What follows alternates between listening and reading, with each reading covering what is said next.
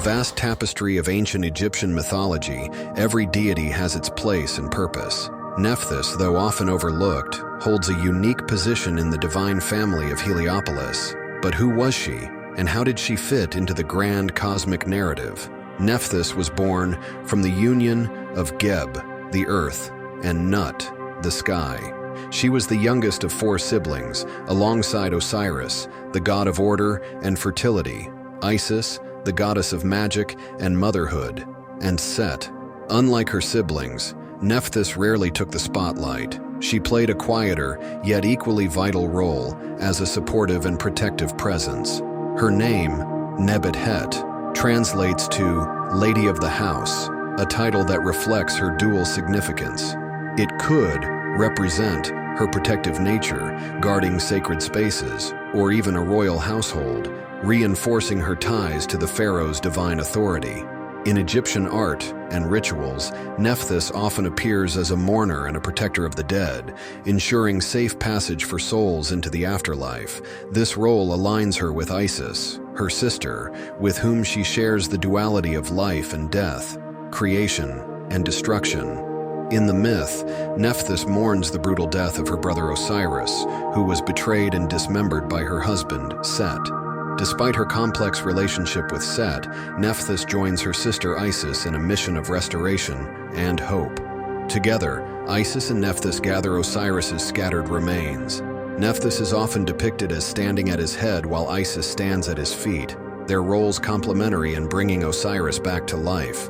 Their efforts symbolize a balance of forces, creation and destruction, life and death. Nephthys also acted as a protector of Osiris's body. This connection to funerary practices cemented her role as a guardian of the dead, ensuring the deceased were safe as they transitioned to the afterlife. Nephthys's relationship with Set adds another layer of complexity to her character. She is often portrayed as his consort, yet she opposes his chaotic and destructive nature. In some interpretations, her alliance with Isis against Set is a powerful symbol of order overcoming chaos. One of the more intriguing aspects of Nephthys' story is her alleged affair with Osiris, which, according to some myths, led to the birth of Anubis. As the god of mummification, Anubis continues her legacy of protecting and guiding souls in the afterlife. In funerary rites, Nephthys is depicted as a mourner and a guide for the dead. Nephthys is often seen as a counterpart to Isis.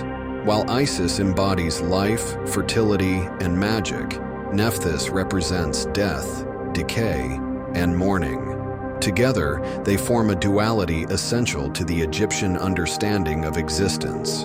Nephthys' protective role extended beyond myth into rituals, where she featured prominently in the Book of the Dead. Her presence ensured that the soul was guided safely to judgment and ultimately to eternal peace. Nephthys represents protection, night, and the unseen aspects of life and death. She embodies the mysterious forces that operate in the background, unseen yet essential. Isis was born to Geb, the earth god, and Nut, the sky goddess, making her one of the key deities in the Egyptian pantheon. She was the sister and wife of Osiris, the god of the afterlife, and mother of Horus, the falcon-headed god of kingship. Her family ties symbolize her integral role in maintaining cosmic balance and harmony. The myth of Osiris is one of ancient Egypt's most captivating tales, and Isis plays the heroine.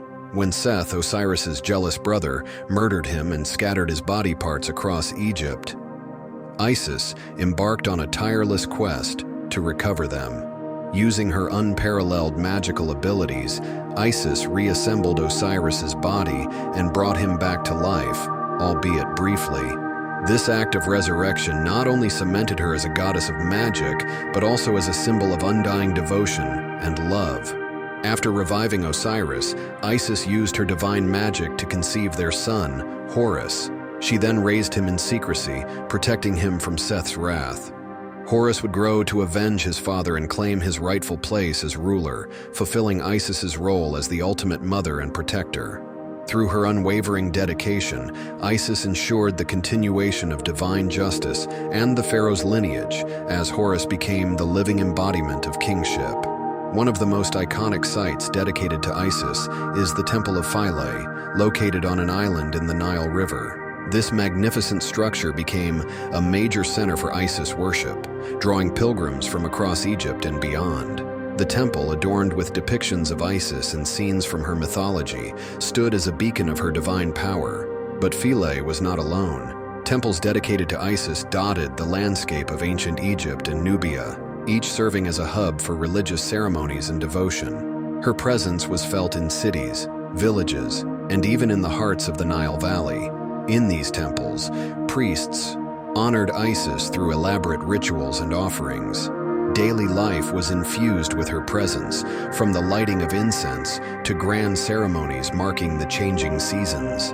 Offerings of food, drink, and flowers were common, as people sought her blessings for health, fertility, and protection. As Egyptian culture spread through trade and conquest, so did the worship of Isis. Her cult became particularly prominent during the Greco-Roman period, when her mythology and symbols were embraced by new cultures. Did you know that Isis's name in hieroglyphs translates to throne? This isn't just symbolic. She was literally seen as the foundation of royal power in ancient Egypt, embodying the divine authority that supported the pharaoh. In ancient Egyptian, she was called Aset, but when her worship spread to the Greco-Roman world, she became known as Isis. This transition marked her transformation into a global deity, worshipped far beyond her original homeland. Remarkably, the worship of Isis was one of the longest-lasting in human history. Temples dedicated to her continued to operate until the 6th century, centuries after the fall of ancient Egypt.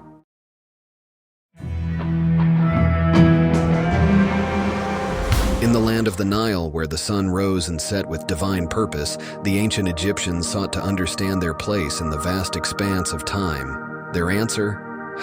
The god of eternity. He personifies eternity itself, a concept central to Egyptian life, religion, and the afterlife. He was part of the Ogdoad, a group of 8 primordial deities worshipped in Hermopolis. These gods and goddesses represented the foundational elements of existence before creation. Paired in male and female forms, they embodied concepts like darkness, water, air, and infinity. In this divine ensemble, He and his female counterpart, Hau-He, symbolized limitless space and infinite time. Together, they represented the unending cycles that underpin all existence, from the rise and fall of the sun to the eternal flow of the Nile. As the god of eternity, he was seen as the guardian of time's endless expanse. His role was not confined to the cosmic. It extended to the mortal world, shaping how the Egyptians viewed their lives and their legacies. In royal inscriptions, He is often depicted presenting the king with an ankh, the symbol of life, and a palm frond, granting them 1,000,000 years of reign. This wasn't just hyperbole.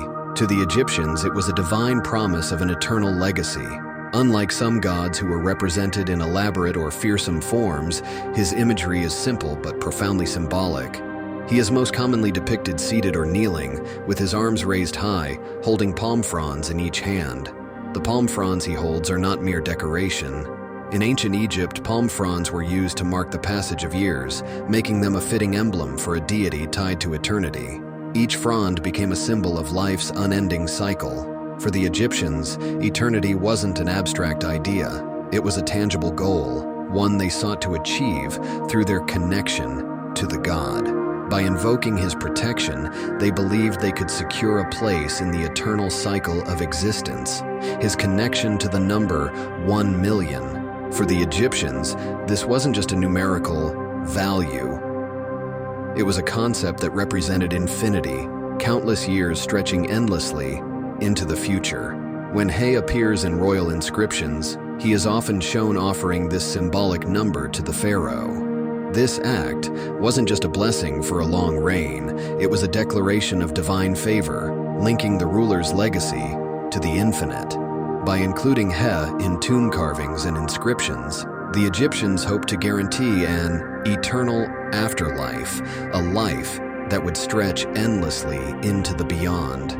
He and Hauhet stood as guardians of the infinite. Their role was not active creation, but sustaining the delicate equilibrium that allowed the universe to exist. In this way, they were the unseen architects of eternity, ensuring that time and space remained boundless.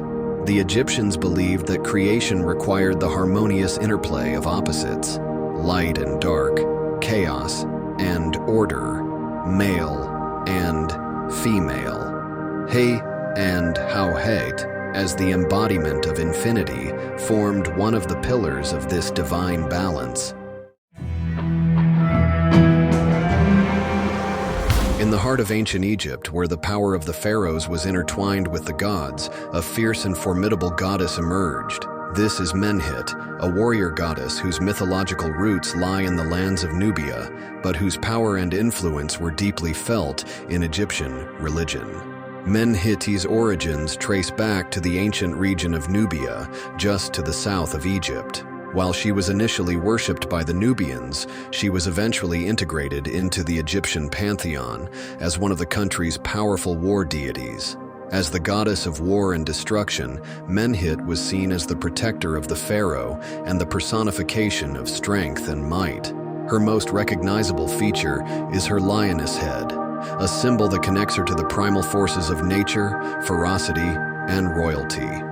Lions, revered in ancient Egypt for their power and nobility, were frequently used to symbolize the might of their gods, especially those associated with war and protection. Associated with the sun god Ra, Menhit was often seen as the sun god's fierce and protective warrior. In Egyptian mythology, Ra is not only the ruler of the heavens, but also the force of life and light. Yet, Ra's power required defense against the forces of chaos, forces that sought to disrupt the divine order, Ma'at. Menhit stood at the forefront of this defense, wielding her power to safeguard the sun god's domain.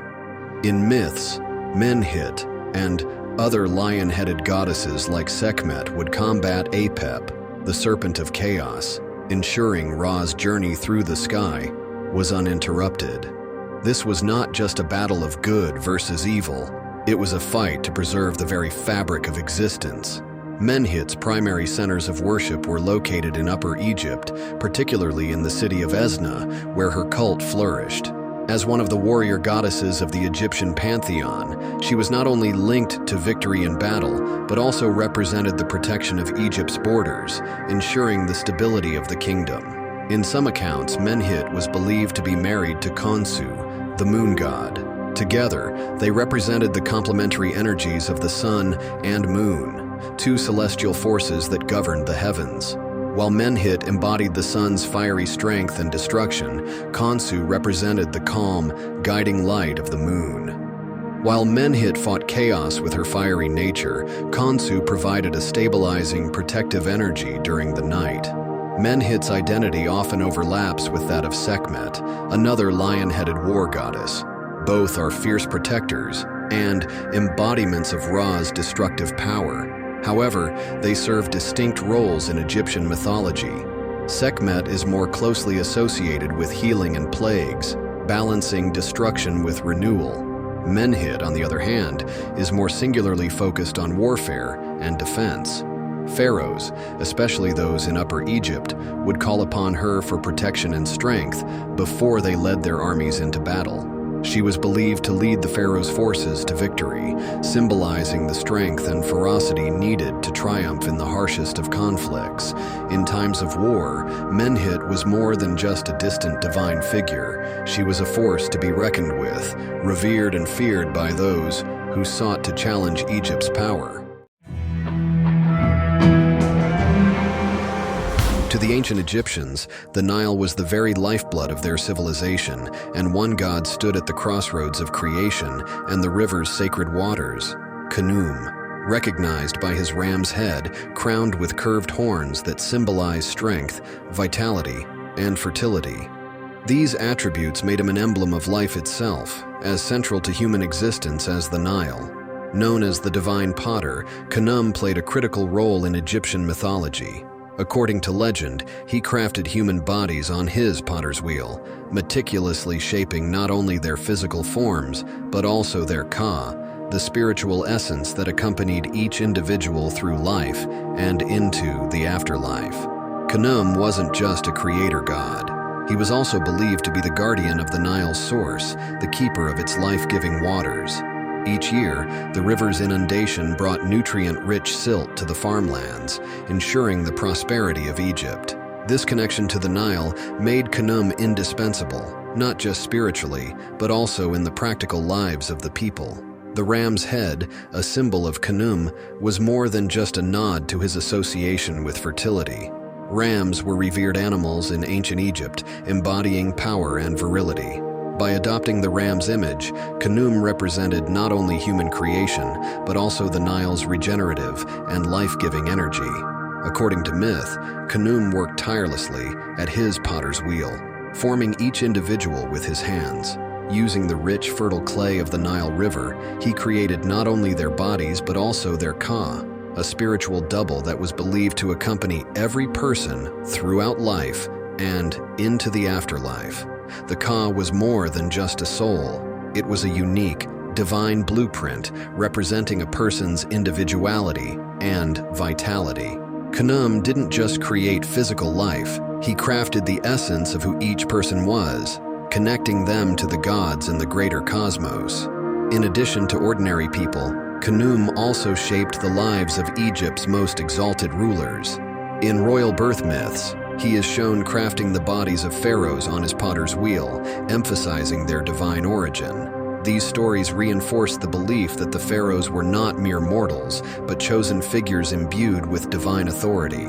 As the guardian of the Nile's source, Khnum ensured the river's annual inundation, which brought fertile silt to the farmlands. This inundation wasn't merely a natural event, it was a divine blessing, one that sustained Egypt's agriculture and civilization. To honor Khnum and secure his favor, Egyptians performed rituals and made offerings. Imagine a time before time itself, a world submerged in infinite waters of chaos. From these depths emerged Tatanen, a name that means the risen land or the emerging land. Tatanen symbolizes the earth's first breath, the fertile ground rising from the chaotic waters to bring forth life. In Egyptian mythology, Tatanen was no ordinary god. He represented the very foundation of the earth, the solid, stable land that gave life its beginning. His emergence from the watery abyss of Nun marked the first step toward creation, making him one of the most ancient and significant deities in Egyptian cosmology. Tatanen's roots trace back to the Old Kingdom, around 2686 to 2181 BCE. Although less prominent during this era, his presence in religious texts and temple inscriptions reveals his enduring importance to the Egyptians. Over time, his influence expanded, reaching new heights during the Middle and New Kingdoms. In Memphis, the ancient capital of Egypt, Tatanen's role evolved further. He became closely tied to Ptah, the revered creator god of Memphis. Together, they formed a powerful duality, Ptah as the divine craftsman who shaped the world, and Tatanen as the fertile ground upon which it was built. Tatanen was not only the physical land, but also its spiritual essence. He embodied the earth's stability and fertility, supporting life and creation. In this way, he bridged the natural and divine, a cornerstone of Egyptian religious thought. Gods weren't just worshipped for their powers, they were visualized with symbols that spoke volumes about their roles and significance. Tatanen, the god of the earth's emergence, is no exception. His iconography and symbolism reveal his profound connection to life, stability, and the cosmos. The god is often depicted as a man with striking green skin, a vivid representation of vegetation and fertility. For the Egyptians, green was the color of life itself, the lush crops, the blooming flora, and the eternal cycle of renewal. By embodying this color, he was the earth vitality, its ability to sustain and regenerate. He played a pivotal cosmic role as a mediator between chaos and order. Ancient Egypt, a land of majestic monuments, grand temples, and deep spiritual beliefs. For thousands of years, the people of Egypt looked to the gods to guide and protect them, and among these gods, none were as powerful or as revered as Amun. Who was Amun? How did he rise from a local deity of Thebes to become one of the most significant gods in the entire Egyptian pantheon? To understand Amun's incredible journey, we must first look at his name. The word Amun means the hidden one, representing a deity that is both present and unseen, a mysterious force that operates behind the scenes of creation, life, and death. Amun wasn't always at the forefront of Egyptian worship. In fact, he began as a relatively minor god of Thebes, a city far less prominent than Memphis or Heliopolis during Egypt's early dynasties. But as Thebes grew in power, so did Amun's influence. Through a combination of political changes and divine favor, Amun became the chief god of the powerful Theban rulers. These kings attributed their victories and successes to Amun, and in return, they lavished his temples with wealth and prestige. Over time, Amun was no longer just the god of Thebes. He became the king of the gods. In the next chapters of this story, we'll explore Amun's rise to dominance, his deep ties to Egyptian politics, and how his worship influenced not only Egypt, but also its surrounding regions. To start with, Amun was a humble and largely overlooked deity, worshipped in the small city of Thebes. Thebes itself was a minor player during the Old Kingdom. While cities like Memphis and Heliopolis flourished as centers of power and religion, Thebes remained on the fringes of the political landscape. But everything was about to change. Amun at this time was not a powerful god. He was a god of air and wind, representing the unseen forces that shaped the world. His name, meaning the Hidden One, reflects this role as the invisible, mysterious energy behind creation and life. Though he was unseen, Amun's power was always there, present in the air that people breathed and in the wind that carried life-sustaining water across the Nile Delta. Amun's role as the god of air made him a protector of the unseen realms of existence, the wind that can be felt but never seen. In Egyptian creation myths, Amun was linked to the act of creation itself. As the Hidden One, he played a key role in forming the universe, helping to shape the cosmos from the chaotic, watery abyss that existed before the world. According to one version of Egyptian mythology, Amun was part of the Ogdoad, a group of 8 primordial deities that existed before the dawn of time. These gods represented the chaotic forces from which the universe was born. Amun, in this ancient context, was the force of invisibility and the mysterious air, which along with his counterpart Amunet, helped shape creation. In the chaos before creation, these 8 gods personified elemental forces. Amun and his partner Amunet were the embodiment of the hidden, unseen aspects of the universe, the mysteries that lay beyond human understanding. As Thebes grew in power during Egypt's Middle Kingdom, so too did Amun's prominence. The rulers of Thebes, eager to legitimize their authority, aligned themselves with Amun, slowly transforming him from a local god to a national deity. Temples were built in his honor, and priests began expanding Amun's mythology. As his power grew, so too did his temples, which would soon become some of the most significant religious centers in all of Egypt. Despite his growing prominence, Amun retained his mysterious nature. He was the god who acted in secret, who moved through the unseen and gave life to all things, but remained hidden from the eyes of mortals. This duality, both present and invisible, made Amun uniquely powerful among the Egyptian gods. As the Middle Kingdom of Egypt dawned, a small but determined city began to emerge from the shadows. Thebes. Once a minor settlement on the banks of the Nile, Thebes was poised to become the heart of a new Egyptian empire. And at the center of this transformation was the god Amun. The rise of Amun is inseparable from the rise of Thebes itself. As Thebes grew in military and political strength, its rulers sought a powerful symbol to legitimize their rule and unify their people. They turned to Amun, the hidden god. This elevated him from a local deity to the divine protector of their city. In the eyes of Theban kings, Amun became not just a god, but a source of royal legitimacy. His invisible hand was believed to guide their decisions, and his favor was seen as crucial to their success. As Thebes expanded its influence, so too did the cult of Amun. One of the most significant symbols of Amun's growing power was the Temple of Karnak. Situated near the heart of Thebes, this temple would become the spiritual and political epicenter of the Egyptian world. Construction began in earnest during the Middle Kingdom, and the temple grew into the largest religious complex in Egypt.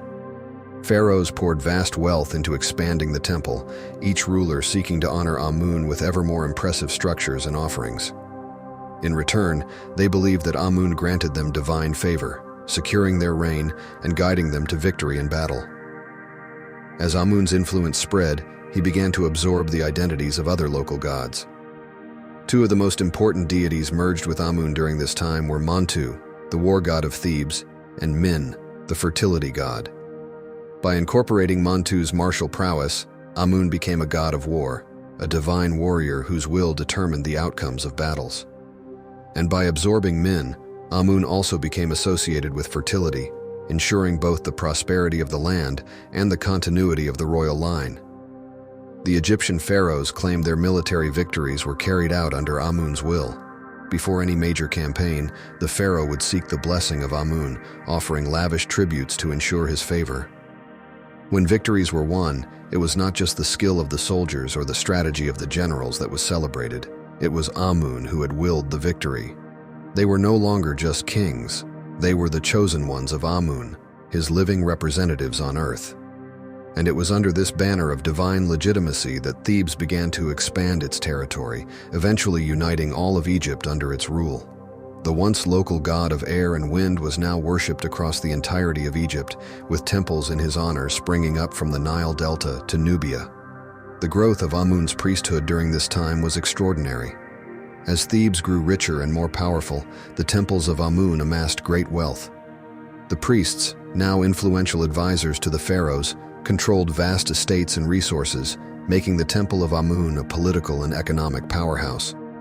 Through war, fertility, and kingship, Amun had solidified his place as the supreme deity of Egypt.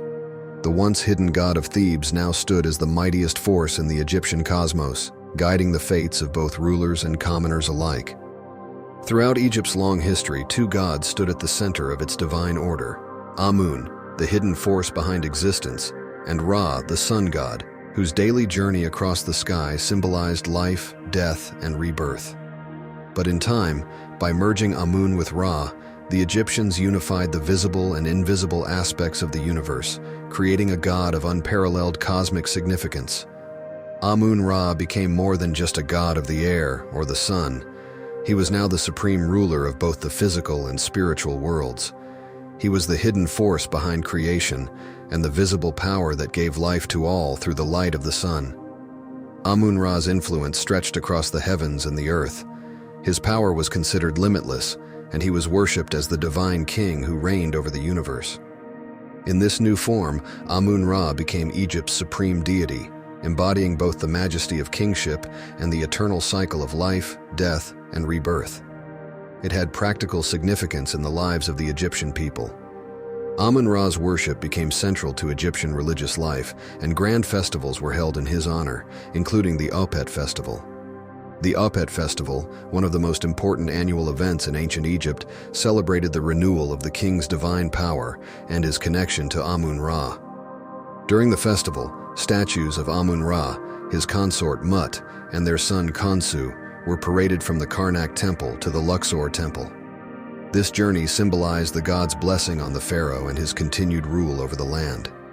It was a time of unity and renewal. As Amun-Ra blessed the king, so too did he bless the people, ensuring the prosperity of the land and the success of Egypt in war and peace. Through his merger with Ra, Amun's role expanded far beyond that of a local deity. Now, as Amun-Ra, he was worshipped throughout the entire Egyptian empire. His temples grew more opulent, his priests more powerful, and his festivals more grand. Pharaohs proudly proclaimed their divine right to rule through Amun-Ra, and even military victories were attributed to his will. In the coming years, Egypt would face internal upheaval that threatened even the most powerful of gods. A new pharaoh, Akhenaten, would attempt to upend the entire religious system, rejecting Amun-Ra in favor of a single god, Aten. Ancient Egypt, a land of great mysteries and profound spirituality, a civilization that flourished for over 3 millennia, leaving behind a legacy that continues to captivate the world today. Central to this enduring fascination is the rich tapestry of Egyptian mythology, where gods and goddesses shaped every aspect of life, death, and the afterlife. Khonsu, his name means traveler or wanderer, a fitting title for the god who guides the moon across the night sky. But Khonsu is more than just a lunar deity. He is a protector, a healer, and a symbol of rejuvenation. Yet, his role extends far beyond celestial movements.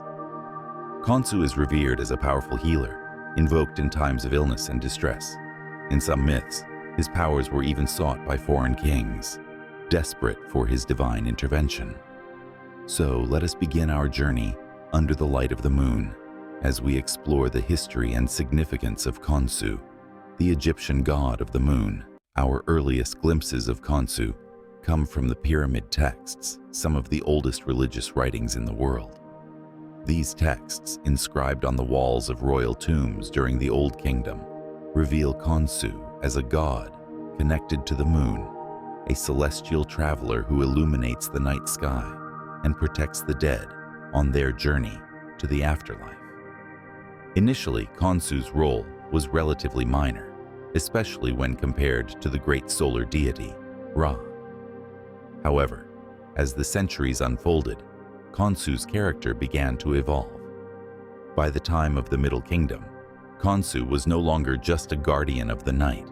He had become a vital part of the Egyptian pantheon, known for his healing powers and his connection to the cycle of life and death. As Khonsu's importance grew, he began to be associated with other powerful deities. He was often linked with Ra, the sun god, and Thoth, the god of wisdom and writing. In many myths, Khonsu is depicted working alongside these gods, helping to maintain the balance of the cosmos. In this role, Khonsu was seen as a key figure in the eternal struggle against chaos. Each night, he would join Ra in the solar bark, battling the serpent Apophis, who sought to devour the sun and plunge the world into darkness. Through these myths, Khonsu's role as a protector was solidified, not just in the physical world, but in the spiritual realm as well. Khonsu's prominence reached its pinnacle during the New Kingdom, particularly in the city of Thebes, where he became part of one of the most important divine families, the Theban triad.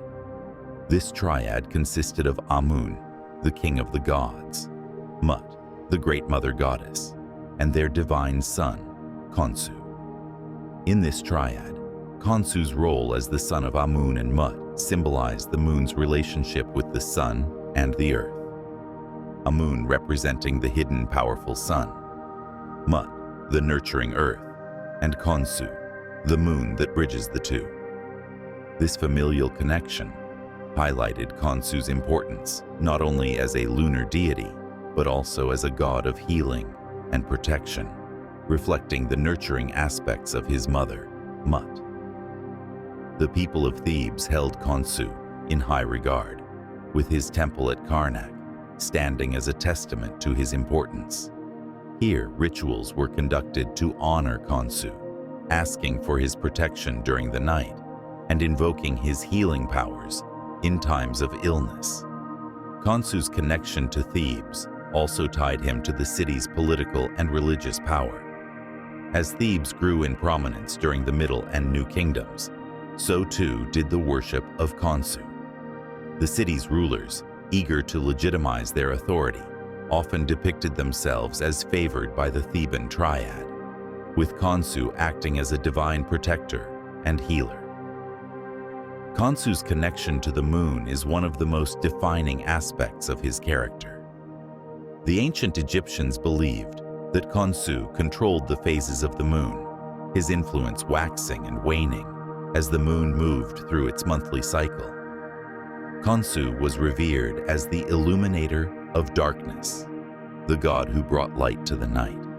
His presence was seen as a comfort, a beacon of hope in the dark hours when the dangers of the night were most feared. But the moon's journey was not without peril. Each night, Khonsu would embark on a dangerous voyage, accompanying Ra in the solar bark as it traveled through the underworld. During this nightly journey, Khonsu played a crucial role in protecting Ra from the serpent Apophis, the embodiment of chaos, who sought to devour the sun and plunge the world into eternal darkness. It was Khonsu's task to battle this fearsome serpent, using his lunar powers to drive it away and ensure that the sun would rise again. This nightly battle between Khonsu and Apophis symbolized the eternal struggle between order and chaos, light and darkness. Through these myths, the ancient Egyptians understood the vital role that Khonsu played in the preservation of life and the stability of the universe. Khonsu was not only a guardian of the night, he was also a powerful healer. His reputation as a divine physician spread far beyond the borders of Egypt, with stories of his healing powers becoming legendary. One of the most famous stories of Khonsu's healing powers comes from the land of Nubia, where a foreign king, stricken with illness, desperately sought Khonsu's aid. In this tale, Khonsu was invoked to travel to Nubia and heal the ailing monarch, demonstrating his far-reaching influence and the faith that people placed in his powers. In this myth, Khonsu's journey to Nubia was not just a demonstration of his healing abilities, but also a testament to his role as a benevolent deity who could cross borders to bring relief to those in need. His association with healing was so strong that he was often invoked alongside Thoth, the god of wisdom and medicine, in medical practices and rituals. Perhaps the most well-known tale of Khonsu's healing powers is found on the Bentresh stela, where the god is called upon to heal a foreign princess suffering from a mysterious illness. According to the stela, Khonsu's statue was brought to the foreign land, and through his divine presence, the princess was cured, further solidifying his reputation as a powerful healer. He was not just a god of the moon, but a divine protector who could bring health and wellness to those who sought his help, no matter where they were. In a time when the night was filled with unseen dangers, from wild animals to evil spirits, Khonsu was invoked as a guardian who could guide and protect those who journeyed under the cover of darkness. Tales of Khonsu's protective powers were widespread. It was believed that he could shield travelers from harm, warding off evil spirits that roamed the night. His presence was a source of comfort for those who ventured into the unknown, knowing that the moon god watched over them. Khonsu was seen as a guardian of the vulnerable, a deity who ensured that the night, despite its dangers, could be safely navigated. His protective powers were also called upon in the home, where amulets and prayers invoking Khonsu were used to protect against evil forces during the night. Khonsu the child, often depicted as a young boy with a sidelock of youth. This representation emphasizes his role as a youthful, vibrant deity, full of potential and closely associated with the renewal of life. It also underscores his place within the Theban triad.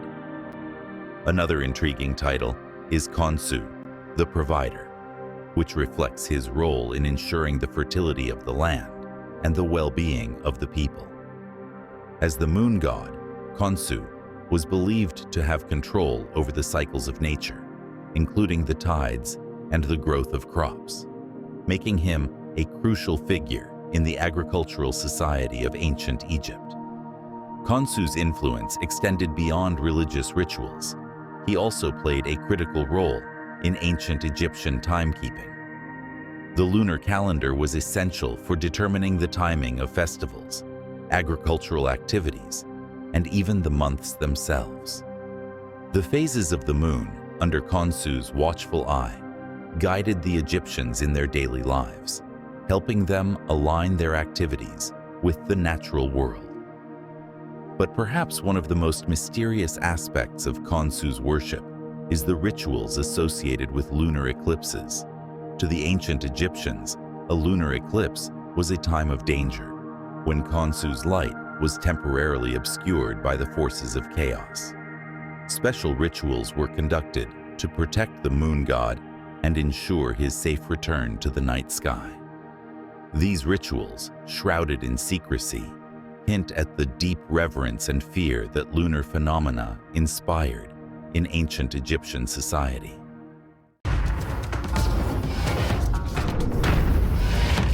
We will dive deep into the origins and early worship of one of Egypt's most significant, yet often overlooked deities, the Mother Goddess. Mut's origins can be traced back to the city of Thebes, now known today as Luxor. Mut was revered as the Great Mother, a title that reflected her nurturing maternal essence and her role as the mother of the gods. The name in Egyptian simply translates to mother, emphasizing her role as a maternal figure, not only to the gods but to the entire cosmos. Her name carried immense weight, symbolizing both the literal and spiritual aspects of motherhood. As the ancient Egyptians believed, she was the source of all life. Despite her later prominence, Mut's early origins remain somewhat mysterious. She likely began as a local deity in Thebes, but by the Middle and New Kingdom periods, her influence grew exponentially, alongside the rise of Amun, who became the most powerful god in Egypt. As Amun's stature increased, so too did Mut's, cementing her place as the queen of the gods. Interestingly, it was the rise of Thebes as a political and religious center that helped her ascend from a regional deity to a central figure in the Egyptian pantheon. As Thebes flourished, so too did the worship of the Theban triad. The relationship between Mut, Amun, and Khonsu wasn't just familial, it was symbolic of cosmic order. Together, they represented a balance of power. Amun, the unseen force of creation, Khonsu, the celestial regulator, and Mut, the nurturing mother who kept it all in harmony. One of Mut's most important religious centers was the Karnak temple complex, where she had a grand precinct dedicated entirely to her. This temple, located just south of Amun's larger temple, was a testament to her growing importance. The connection between these temples symbolized the deep bond between Mut and Amun. At Karnak, the temple was home to numerous statues and representations of the goddess, often showing her with the double crown of Upper and Lower Egypt. This imagery reinforced her position as a mother not only to the gods, but to the pharaohs and people of Egypt. She was both nurturing and powerful, embodying the stability and prosperity of the land itself. Mut was deeply connected to the sky and water, two powerful symbols of life and creation in Egyptian mythology. The sky represented her divine presence, watching over the world, while water symbolized fertility and the flow of life. Just as the Nile was the lifeblood of Egypt, Mut was the lifeblood of the cosmos. Her nurturing presence was often invoked during times of need, whether for the fertility of the land or for protection in war. Ancient Egyptians believed that by calling on Mut, they were seeking the help of a protective mother who would safeguard them in the same way she cared for the gods. Like the waters of the Nile, which gave life to Egypt, Mut symbolized the primal forces of creation.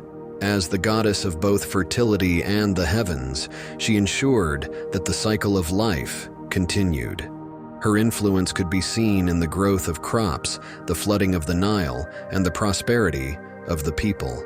As her influence expanded, Mut became a central figure in the religious life of ancient Egypt. Offerings were made to her in her temples, and she was invoked in prayers and rituals seeking fertility, health, and divine protection. As the mother of the gods and the protector of kings, Mut's presence was felt in every aspect of Egyptian life.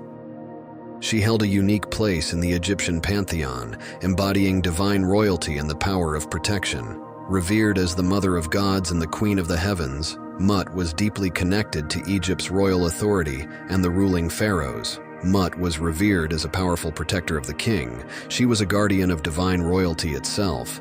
This maternal yet fierce role is what set Mut apart as a symbol of both authority and protection, traits essential to the pharaoh's divine rule.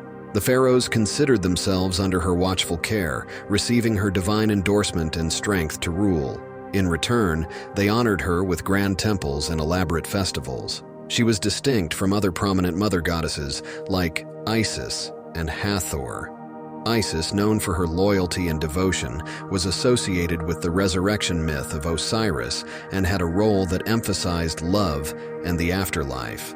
Hathor, the goddess of joy, fertility, and motherhood, was closely tied to music, dance, and fertility, often depicted as the nurturing cow goddess who provided sustenance. Mut, however, combined aspects of both Isis and Hathor with a unique emphasis on royalty, strength, and fierce protection. She was not only the mother, but the queen, embodying strength in the realm of gods and humans alike. Her association with Amun, one of the most powerful gods in Egyptian religion, further elevated her status. As his divine consort, Mut's position became all the more powerful, merging her identity with that of a universal mother and queen, not just for gods, but for all creation. In some depictions, Mut appears with the head of a lioness, a symbol of strength and ferocity in Egyptian mythology. The lioness form was often linked to goddesses associated with war and protection, like Sekhmet. Mut's lioness aspect highlighted her capacity to defend her family, her people, and Egypt itself. Pharaohs looked to Mut's strength as both a model and a divine guarantee of their own power, especially in times of conflict.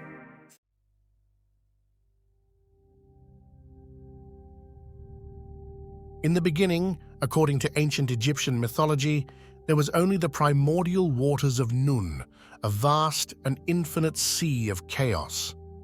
From this chaos emerged Atum, the first god, who willed himself into existence. Atum, embodying the power of creation, stood alone on the primeval mound, a symbol of land emerging from the waters. Desiring companionship, Atum created the first divine pair through an extraordinary act. He sneezed, and from his breath were born Shu, the god of air, and Tefnut, the goddess of moisture. This act of creation signifies the breath of life and the essential elements of air and moisture necessary for all forms of existence. Shu and Tefnut were not just siblings, but twin flames, embodying complementary forces. As the god of air, Shu represented the breath of life, the essence that animates and sustains living beings.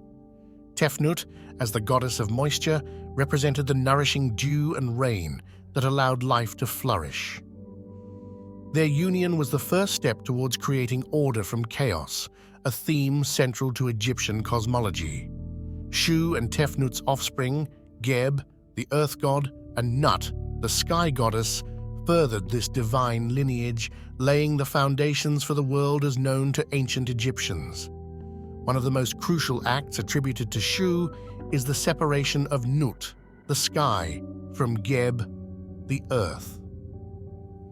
In the beginning, Nut and Geb were locked in a tight embrace, preventing the creation of life. Atum commanded Shu to intervene and create space between them. With immense strength, Shu lifted Nut away from Geb, creating the expanse of the sky above and the solid ground below. This act was not merely a physical separation, but a profound cosmological event that established the structure of the universe. Shu's intervention allowed the sun to rise, stars to shine, and life to thrive on Earth. By holding the sky in place, Shu ensured the balance of Ma'at, the principle of cosmic order and harmony. This balance was crucial for the survival of both the gods and humanity, preventing the chaos of Nun from reclaiming the world. Shu's role as a stabilizing force made him indispensable in maintaining the order of the cosmos. Through this act, Shu became a symbol of stability and protection, embodying the life-giving breath of the wind, and the clarity of light. His presence was invoked in rituals and prayers, ensuring that the delicate balance of nature was upheld and that chaos was kept at bay. One of the most recognizable symbols of Shu is the ostrich feather he wears on his head. This feather is not merely decorative, it is a profound symbol representing air and light, the very elements Shu governs. The ostrich feather is light and delicate, qualities that perfectly embody Shu's domain over air. In Egyptian culture, feathers were often associated with Mahat. Shu's feather signifies his role in maintaining this principle by creating and sustaining the space necessary for life and order. Another significant symbol associated with Shu is the Ankh, a hieroglyph that represents life. By holding the Ankh, Shu is depicted as a giver and sustainer of life, underscoring his essential role in breathing life into the world and maintaining the balance of the cosmos. The ostrich feather and the Ankh together encapsulate Shu's essence as a deity of air and light. They reflect his power to infuse the world with the breath of life and his duty to uphold the divine order. He is intrinsically linked to the elements of air, light, wind, and dry air. In ancient Egyptian belief, Shu was the invisible force that filled the space between the earth and the sky, the very air that people breathed. As the god of air, Shu was responsible for the wind and the dry air of the desert. The Egyptians recognized the vital importance of air for breathing and wind for cooling and drying, especially in their hot, arid climate. Thus, Shu was seen as a life-sustaining force, providing the essential elements for survival and comfort. As the father of Nut, the sky goddess, and Geb, the earth god, Shu's actions in separating them were crucial in establishing the world's structure. His twin sister Tefnut, goddess of moisture, complements his domain, together representing the balance of dry and wet elements.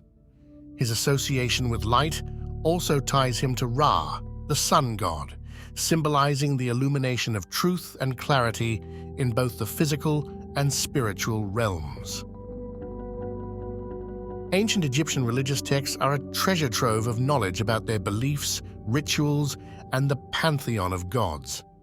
Among the oldest of these texts are the pyramid texts and coffin texts, which provide fascinating insights into the role of Shu. The pyramid texts, inscribed on the walls of the pyramids of the Old Kingdom, are among the earliest religious writings in the world.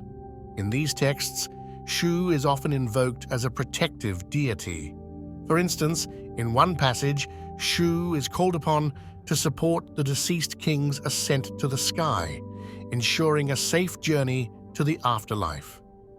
The texts describe Shu's role in lifting the sky and maintaining the order necessary for the king to join the gods. Similarly, the coffin texts, which appear in the Middle Kingdom and were inscribed on coffins, continue to emphasize Shu's importance. These texts expand on the themes found in the pyramid texts, offering more personalized prayers and spells for the deceased. Shu is frequently mentioned as a guardian who protects the soul during its journey, using his breath to grant the deceased new life and ensuring they reach the afterlife. The Book of the Dead, a collection of spells and incantations designed to guide the deceased through the afterlife, also features Shu prominently. This text, used extensively during the New Kingdom, provided a detailed roadmap for the soul's journey to the afterlife, emphasizing the importance of divine protection and guidance. In the journey to the afterlife, one of the critical moments is the weighing of the heart ceremony, presided over by Osiris.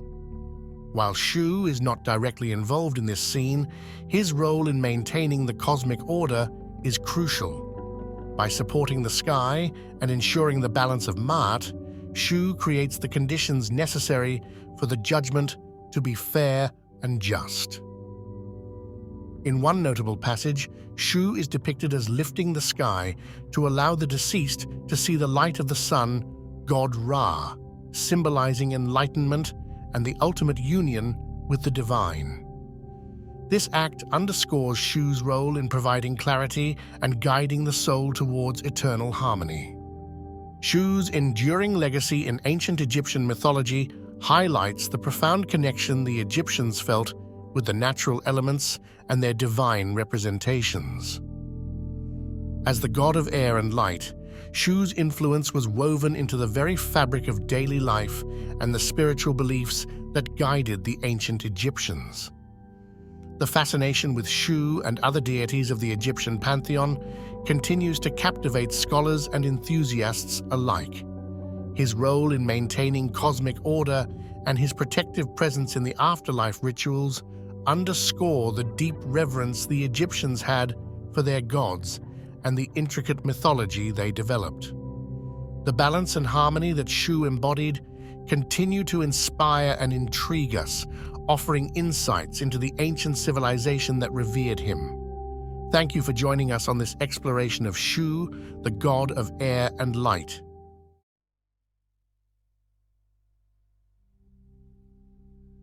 As we immerse ourselves in the rich tapestry of ancient Egypt, Thoth emerges as a luminary figure, a god whose influence spans the realms of wisdom, magic, and cosmic balance.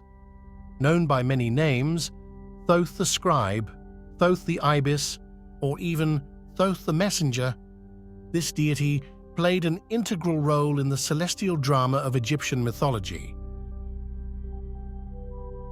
Picture this: Thoth, the one who held the quill that chronicled the very essence of existence, the architect of cosmic order, and the guide of souls through the afterlife.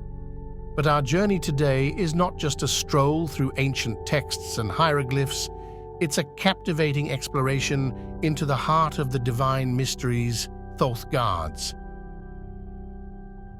In the grand tapestry of Egyptian cosmogony, Thoth emerges as a celestial architect, a divine force woven into the very fabric of creation. The creation myth surrounding Thoth is a captivating narrative, where he takes his place among the primordial deities, shaping the cosmos with wisdom and magic. But Thoth's story doesn't begin and end with creation. It's intricately tied to the Ogdoad, the ensemble of 8 primordial deities. Each member of this cosmic symphony played a unique role, and Thoth, with his unparalleled intellect, brought a harmonious balance to the cosmic dance. As we gaze upon the ancient Egyptian art and hieroglyphs, we witness Thoth's visage etched in the annals of time. The scribe, the ibis-headed deity, and the master of the written word. These depictions reveal not just a god, but a symbol of wisdom and knowledge, revered across the ages. The evolution of Thoth's image is a captivating journey through the dynasties of ancient Egypt.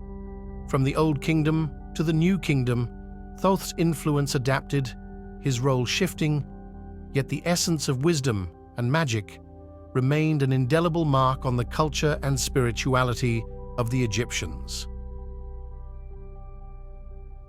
Thoth, often hailed as the god of wisdom, writing, and magic, embodies the very essence of intellectual prowess and mystic arts. As we delve into his diverse portfolio, we discover how he becomes not just a deity, but a beacon of enlightenment for the ancient Egyptians. But what sets Thoth apart is his role as the scribe of the gods. Picture this: a celestial figure meticulously recording the deeds of gods and mortals alike. Thoth, with his ibis-headed visage, becomes the keeper of cosmic archives, bridging the mortal and divine realms with his sacred quill.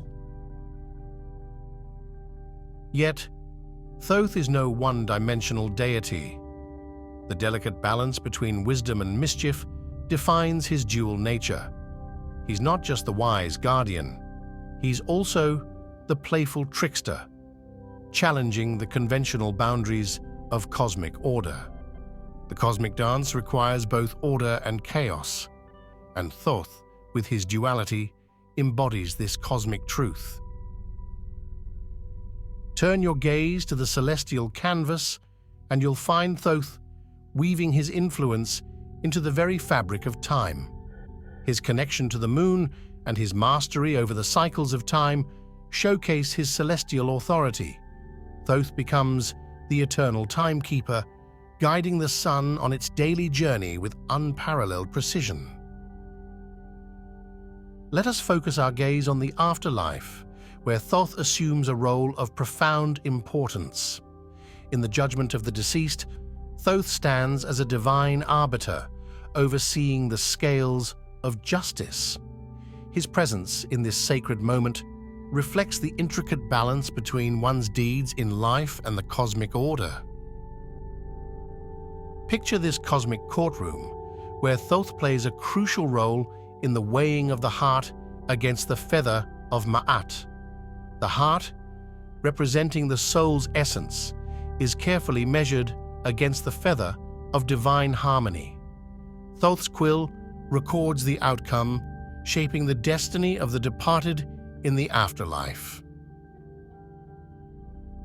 And speaking of the afterlife, Thoth's journey doesn't end with mere judgment.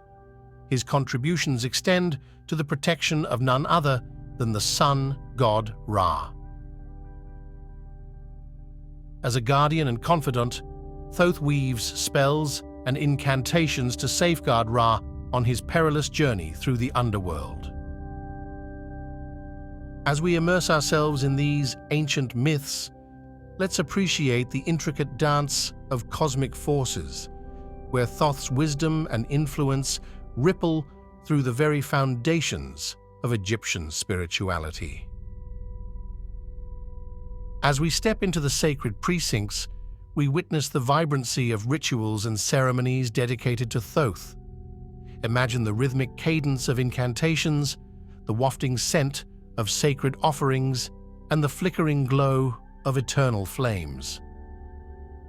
The worship of Thoth was a tapestry of sights and sounds, an intricate dance of devotion that resonated through the corridors of time.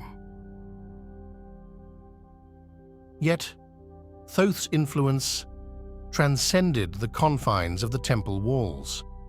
His societal importance reached into the very fabric of education and knowledge dissemination. In the sanctuaries of learning, priests dedicated themselves to the teachings of Thoth, ensuring that wisdom and literacy became pillars of Egyptian society.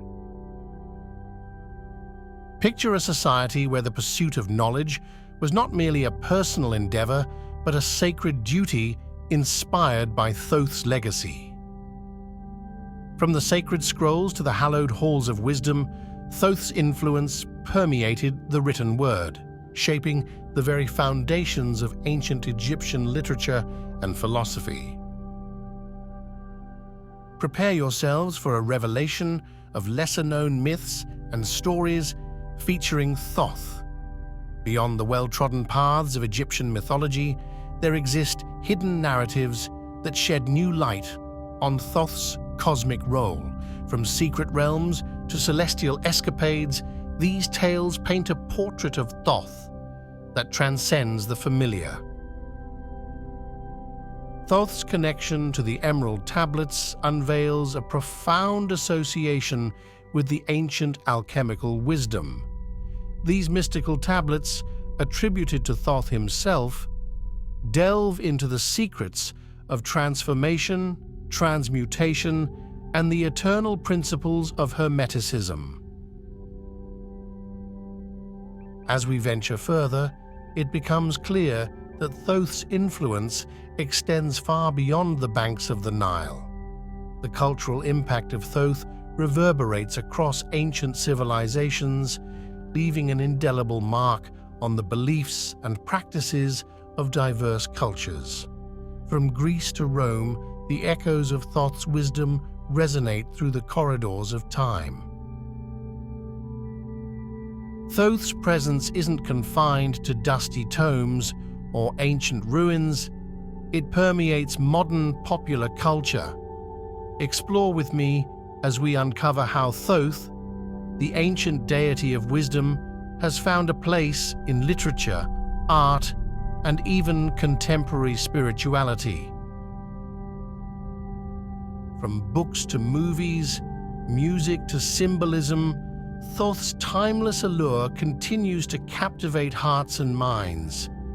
As we bring our exploration to a close, let's celebrate the enduring legacy of Thoth and the way his ancient wisdom continues to inspire and intrigue us in the 21st century. From the creation myths and his association with the Ogdoad to his role as the scribe of the gods, Thoth's significance in ancient Egyptian cosmogony is truly profound. The delicate balance between wisdom and mischief, his connection to the moon, and the timeless symbolism associated with him reflect the multifaceted nature of this divine figure.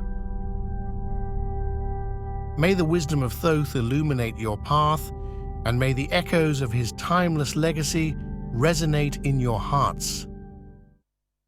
In the pantheon of ancient Egyptian gods, one figure emerges as a symbol of chaos, a force that tested the very foundations of cosmic order. This deity, Apep, cast its shadow across the beliefs and rituals of the ancient Egyptians, leaving behind a legacy that echoes through the sands of time. Apep, also known as Apophis, serpent of chaos, embodies the eternal struggle between creation and destruction. Its significance in ancient Egyptian mythology is profound, as it symbolizes the constant battle to maintain Ma'at, the delicate balance that governed the universe. Through the annals of time, this serpent god has slithered through the pages of history, leaving behind tales of epic clashes with the sun god Ra and ceremonies designed to ward off its malevolent influence. In the realm of the ancient Egyptians, the belief system was not merely a collection of myths, but a guiding force that shaped their daily lives, rituals, and societal structures. At its core was a pantheon of gods, each playing a unique role in maintaining cosmic order, or Ma'at. Central to this divine cast was Apep, a serpent deity, whose presence was synonymous with chaos and destruction. Apep's role in the pantheon was distinct, challenging the very foundations of Ma'at and testing the resilience of order in the Egyptian cosmos. Imagine the pantheon as a delicate balance. On one side, gods associated with order, stability, and creation. On the other, Apep, a disruptive force that sought to unravel this harmony. Gods like Ra, Osiris, and Ma'at personified cosmic order, working tirelessly to keep chaos at bay. Ra, the powerful sun god, symbolized light and life, providing a stark contrast to Apep's shroud of darkness. Osiris, the god of the afterlife, represented the cyclical nature of existence, while Ma'at embodied the very balance that Apep sought to disrupt. Apep, also known as Apophis, is more than just a name. It is a thread woven into the fabric of ancient Egyptian mythology. Let us dive into the origins of this intriguing deity, exploring the alternative names that have echoed through the corridors of time. A serpent winding its way through the cosmic tapestry, disrupting the delicate balance upheld by gods like Ra, Osiris, and Ma'at. Apep's symbolism lies in its serpentine form, representing the chaotic forces that challenged the eternal dance of order and disorder. Let's turn our gaze to the epic battles between Apep and the sun god Ra, a clash of cosmic titans that unfolded daily in the realms of Egyptian mythology. These mythical confrontations weren't just tales of deities, they symbolized the eternal struggle between light and darkness, good and evil. Ra, the radiant sun god, embarked on a perilous journey through the underworld each night, facing the relentless onslaught of Apep, the serpent of chaos. These myths served as metaphors for the cyclical nature of day and night, reinforcing the constant tension between order and chaos. In the eyes of the ancient Egyptians, Apep wasn't merely a mythical creature, it was a formidable force that demanded respect and attention. We will explore how the Egyptians perceived Apep and the intricate rituals they devised to either appease or ward off this chaotic deity. Temples dedicated to Apep were sacred spaces where the devout sought to commune with the divine and gain protection from the serpent's malevolent influence.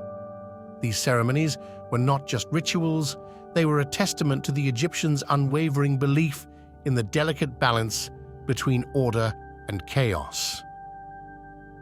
Imagine standing within the hallowed halls of a temple dedicated to Apep, surrounded by the rhythmic chants and incantations of priests and priestesses.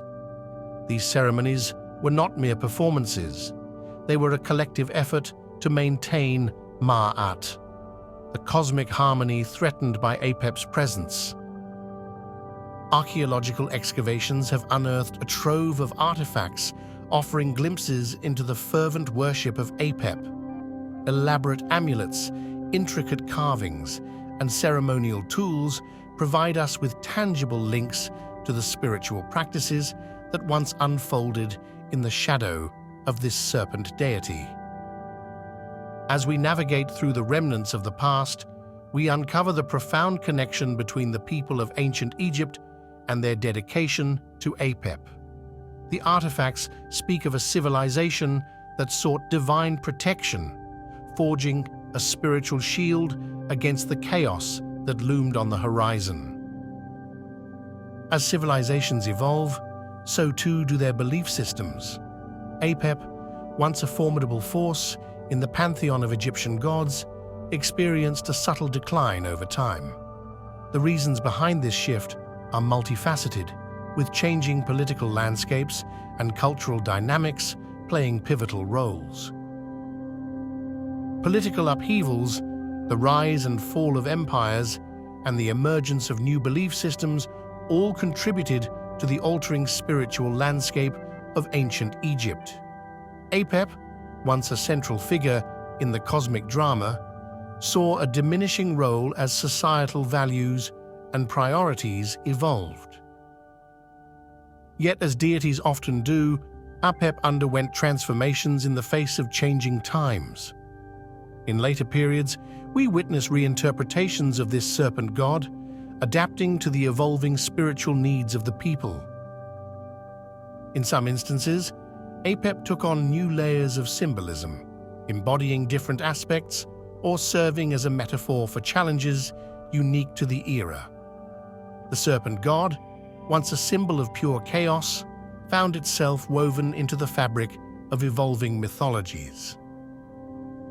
The decline of Apep's prominence does not mark the end of its legacy. Instead, it invites us to explore the fluid nature of mythology, where gods can adapt, transform, and find new relevance in the ever-changing tapestry of human belief. As we near the culmination of our journey through the mysteries of Egyptian god Apep, our quest takes an exciting turn into the realms of legacy and influence. Join us as we uncover the threads connecting Apep's ancient presence to the tapestry of later mythologies and modern popular culture. The impact of Apep extends far beyond the sands of ancient Egypt. The concept of this chaotic serpent deity has rippled through time, leaving its imprint on later mythologies and cultural beliefs. Let's explore the echoes of Apep in the narratives of diverse cultures. In different corners of the world, we find echoes of Apep's essence. The serpent symbolizing chaos, the eternal struggle between order and disorder. Whether in the form of a mythic creature or a metaphorical force, Apep's legacy endures as a universal symbol. As we navigate the corridors of pop culture, we see Apep's enigmatic charm embedded in gaming realms, literature, and even contemporary art. The serpent god, once an ancient symbol, has seamlessly integrated into the evolving narratives of today. We began with a glimpse into the rich tapestry of ancient Egyptian mythology, where Apep emerged as a symbol of chaos, challenging the delicate balance of cosmic order. Like a serpent shedding its skin, Apep found new life in transformation. Its legacy echoed through later mythologies and permeated modern popular culture, becoming a timeless symbol that continues to inspire and intrigue.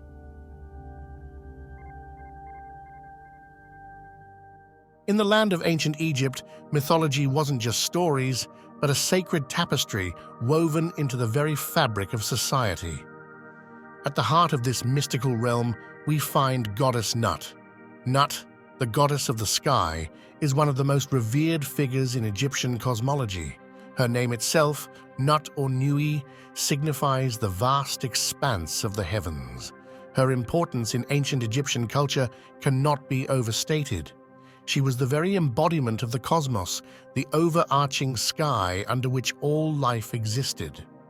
Depicted as a woman whose body arches over the earth, Nut is often portrayed adorned with stars, symbolizing her connection to the celestial realm. Nut's significance goes beyond mere representation. She played a crucial role in Egyptian cosmology, where she was believed to swallow the sun each evening and give birth to it anew each morning. This cyclical journey of the sun symbolized the eternal cycle of life, death, and rebirth, a concept deeply ingrained in Egyptian religious beliefs. As we embark on our exploration of Nut's mythology, we'll uncover the layers of symbolism and meaning behind her divine presence, shedding light on the mysteries of ancient Egypt. Let us unravel the captivating world of Goddess Nut. To understand the origins of Goddess Nut, we must journey back to the dawn of Egyptian civilization, where mythology intertwined with the very essence of existence. In the beginning, there was only chaos, a swirling abyss from which all life emerged. From this primordial chaos arose the gods and goddesses, including the illustrious Nut. Nut, whose name means sky or heaven, emerged as one of the most prominent figures in Egyptian cosmology. She was born from the union of Shu, the god of air, and Tefnut, the goddess of moisture. As the daughter of Shu and Tefnut, Nut occupied a central place within the Egyptian pantheon. She was revered as the mother of many deities, including Osiris, Isis, Seth, and Nephthys. Nut's significance extended far beyond her familial ties. She was the personification of the sky itself, her body arching over the earth, her star-studded form symbolizing the infinite expanse of the heavens. As the goddess of the sky, Nut was intimately connected to the cycles of nature and the cosmic order. She was believed to swallow the sun each evening, guiding it through the underworld before giving birth to it anew each morning. This daily journey of the sun mirrored the eternal cycle of life, death, and rebirth, with Nut serving as the guardian of this celestial passage. Throughout ancient Egypt, temples were erected in honor of Nut, where priests and priestesses performed rituals to honor her divine presence and ensure cosmic harmony. The mythology surrounding Goddess Nut is rich with tales that offer profound insights into the beliefs and values of ancient Egypt. One of the most enduring myths involving Nut revolves around her separation from Geb, the earth god. According to legend, Nut and Geb were once inseparable, locked in a passionate embrace for eternity. But their union posed a dilemma for the other gods, who feared that their eternal embrace would prevent the natural order of the world. To resolve this, the god Thoth intervened, creating 5 additional days in the year. With these additional days, Nut was able to arch her body over the earth, creating the sky above and allowing the cycles of nature to continue unabated. Thus, Nut and Geb were forever separated, yet eternally connected. The symbolism behind this myth is profound. Nut's separation from Geb represents the division between the heavens and the earth, the tangible and the celestial. It reflects the delicate balance of opposing forces in the natural world. Nut's role extends beyond the cosmic realm. She is also revered as a protective deity, watching over the souls of the deceased as they journey through the afterlife. In Egyptian belief, Nut was believed to swallow the sun each evening, guiding it through the perilous underworld before giving birth to it anew each morning. This cycle of death and rebirth mirrored the journey of the soul through the afterlife. Priests and priestesses invoked Nut's name in funeral rituals, seeking her protection and guidance for the deceased as they navigated the treacherous waters of the underworld. Throughout the annals of Egyptian art, the goddess Nut has been immortalized in a myriad of captivating depictions. In ancient Egyptian hieroglyphs and reliefs, Nut is often portrayed as a woman with her elongated body arched across the sky, her limbs adorned with stars and celestial motifs. This iconic imagery of Nut's arched form symbolizes her role as the overarching sky, embracing the earth and all of creation within her celestial embrace. The stars that adorn Nut's body are not merely decorative, but hold profound significance. They represent the souls of the departed, guided by Nut through the perilous journey of the afterlife. As Egyptian civilization flourished and evolved over millennia, so too did the representations of Nut. In different regions of Egypt, artists depicted Nut in unique styles, adapting her imagery to suit local beliefs and customs. In Upper Egypt, Nut was often portrayed with a more angular and stylized appearance, reflecting the artistic conventions of the region. In Lower Egypt, her depictions tended to be more fluid and naturalistic. As the centuries passed, Nut's representations underwent subtle changes, reflecting shifts in religious beliefs and cultural influences. Yet her essential attributes remained constant, symbolizing the timeless truths of Egyptian cosmology. From the earliest hieroglyphs to the grand temple reliefs, Nut's image served as a visual reminder of the interconnectedness of the heavens and the earth, inspiring awe and reverence in all who beheld her. In the heart of ancient Egypt, temples dedicated to the goddess Nut stood as sacred sanctuaries, where devotees gathered to honor her divine presence and seek her blessings. The cult worship of Nut was deeply ingrained in Egyptian society, with rituals, festivals, and ceremonies held throughout the year to pay homage to the revered goddess of the sky. Priests and priestesses played a central role in these religious observances, acting as intermediaries between the mortal realm and the divine. They meticulously performed rituals to ensure cosmic harmony and appease the goddess. One of the most significant festivals dedicated to Nut was the Feast of Nut, celebrated annually during the inundation of the Nile. This festival honored Nut's role in providing life-giving water to the land. During these festivals, worshippers would gather in temples adorned with images of Nut, offering prayers, incense, and symbolic offerings to appease the goddess and ensure a bountiful harvest. The temples dedicated to Nut served as sacred spaces where devotees could commune with the divine and seek guidance in times of need. These magnificent structures were adorned with intricate carvings and paintings depicting the goddess in all her splendor. Priests and priestesses dedicated their lives to serving Nut, conducting daily rituals to honor her divine presence and maintain cosmic order. They meticulously cared for the temples, ensuring that they remained pristine and sanctified. Offerings of food, drink, and precious treasures were made to Nut as tokens of devotion, symbolizing the reciprocity between the mortal realm and the divine. Nut is the personification of the sky, her outstretched body spanning across the heavens, embracing the earth and all of creation within her cosmic embrace. One of Nut's most significant associations is with the sun god Ra, who traverses her celestial form each day, emerging from her mouth at dawn and being swallowed by her at dusk. This cyclical journey of Ra symbolizes the eternal cycle of life, death, and rebirth, with Nut serving as the vessel through which the sun god is reborn each morning. Nut's association with Ra extends beyond the celestial realm to the realm of the afterlife.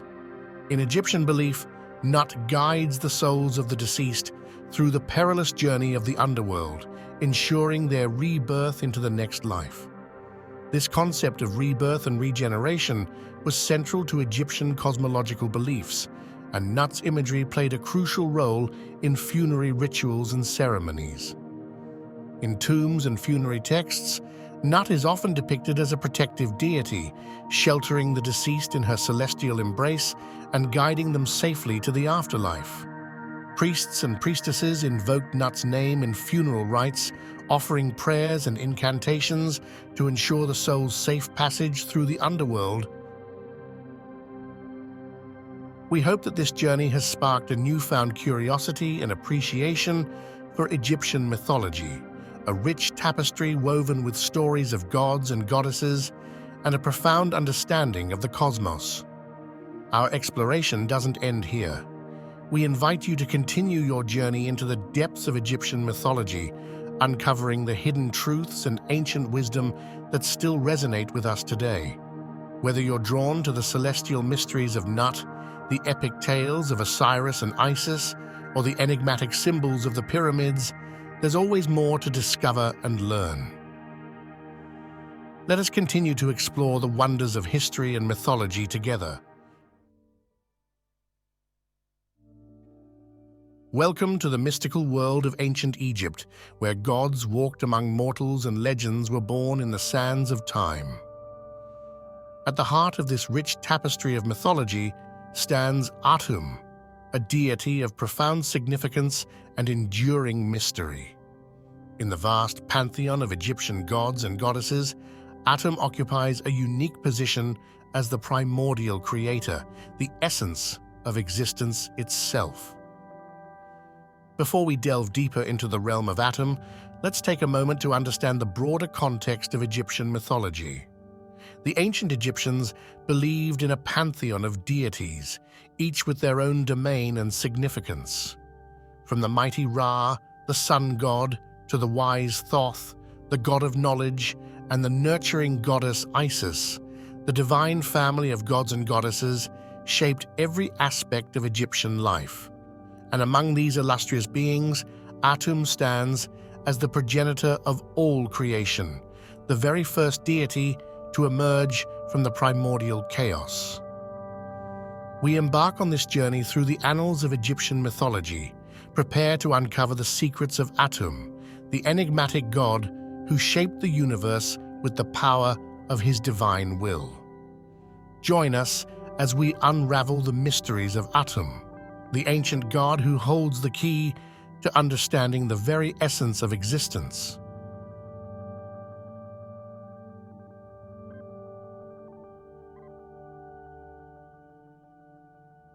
In the beginning, There was only the vast expanse of the primordial waters of Nun, the very essence of chaos and potentiality. From this boundless sea of creation emerged Atum, the god of beginnings and the ultimate creator deity of ancient Egypt. Atum is unique among the Egyptian gods, for he is not born of another deity, nor does he arise from any external force. Instead, Atum is self-created, the embodiment of the creative force inherent within the universe itself. Throughout Egyptian mythology, Atum is often depicted as a god with dual aspects, representing the duality of creation and destruction, life and death. As the self-created god, Atum holds the power to shape reality according to his divine will, bringing order out of chaos and giving rise to the world as we know it. From the earliest days of Egyptian civilization, Atum was revered as the primordial force from which all life sprang forth, the very embodiment of creation itself.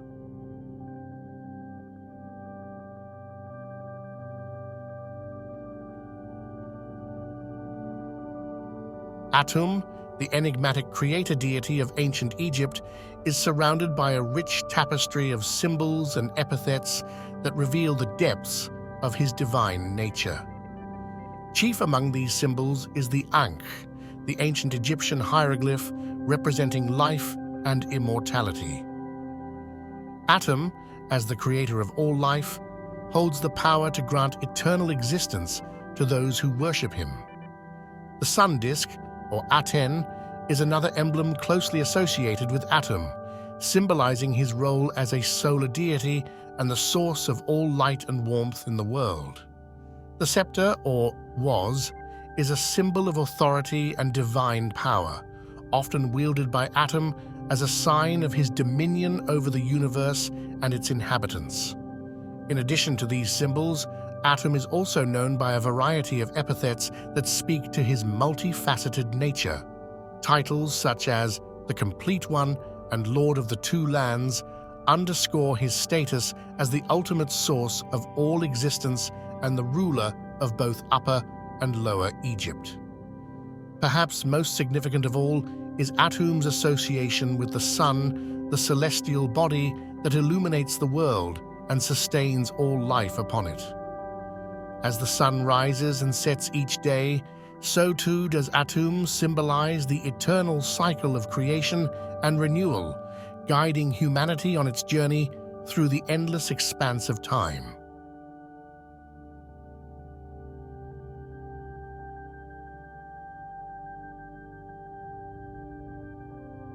Atum's role in the creation of the world is intricately linked to the concept of Ma'at, the cosmic order that governs all existence. As the first deity to arise from the waters of Nun, Atum brought forth Ma'at, establishing harmony and balance in the cosmos. Atum's influence extends far beyond the act of creation itself. He is intimately connected to other major Egyptian deities, each playing a distinct role in the cosmic drama. Atum's association with Ra, the sun god, highlights his solar aspect, representing the life-giving power of the sun and its role in sustaining life on Earth. Similarly, Atum's connection to Osiris underscores his role as the divine judge of the dead, guiding souls on their journey through the afterlife and ensuring cosmic justice. As we contemplate Atum's vast cosmic influence, it becomes clear that he is more than just a creator deity. He is the embodiment of the eternal cycle of creation, preservation, and renewal.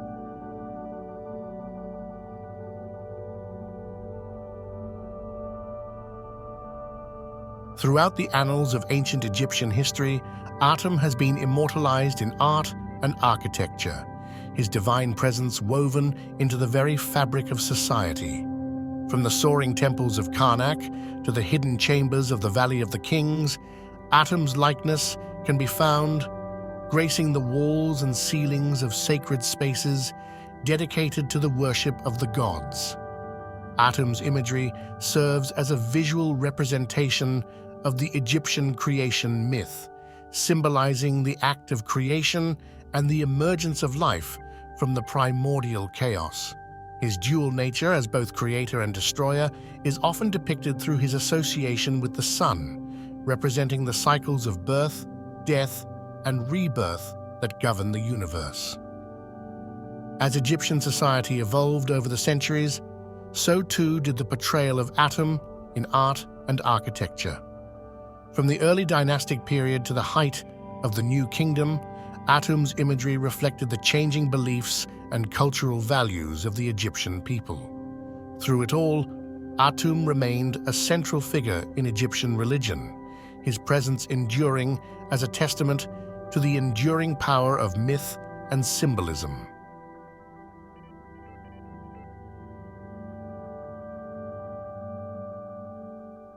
In the heart of ancient Egypt, the cult of Atum flourished, drawing devotees from far and wide to worship at his sacred temples and partake in rituals that honored the divine creator. The worship of Atum was a central aspect of Egyptian religious life, with temples dedicated to his veneration found throughout the land. These temples served as focal points for religious ceremonies and rituals conducted by priests trained in the ancient rites of the gods.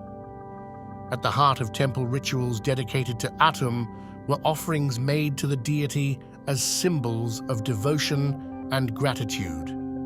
Food, drink, and precious goods were presented to Atum as tokens of reverence, believed to ensure his favor and blessings upon the worshippers. Atum's importance extended beyond the confines of the temple walls. He was also intimately connected to funerary rites and beliefs about the afterlife. In Egyptian mythology, Atum played a crucial role in the journey of the soul after death, guiding the deceased through the perilous realm of the underworld to reach the eternal paradise of the Field of Reeds. The worship of Atum encompassed both the celebration of life and the reverence for death, reflecting the cyclical nature of existence and the eternal quest for spiritual transcendence.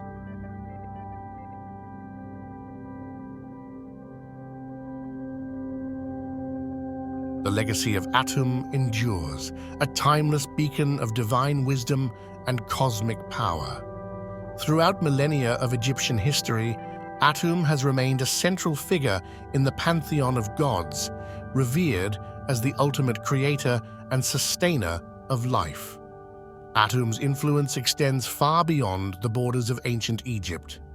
His teachings and symbolism have left a mark on later religious and philosophical traditions around the world.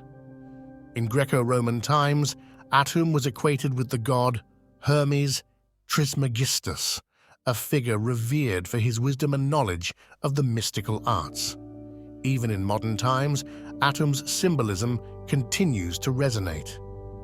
From his role as a symbol of creation and renewal to his embodiment of cosmic order and balance, Atum remains a source of inspiration and contemplation for those who seek to understand the mysteries of existence.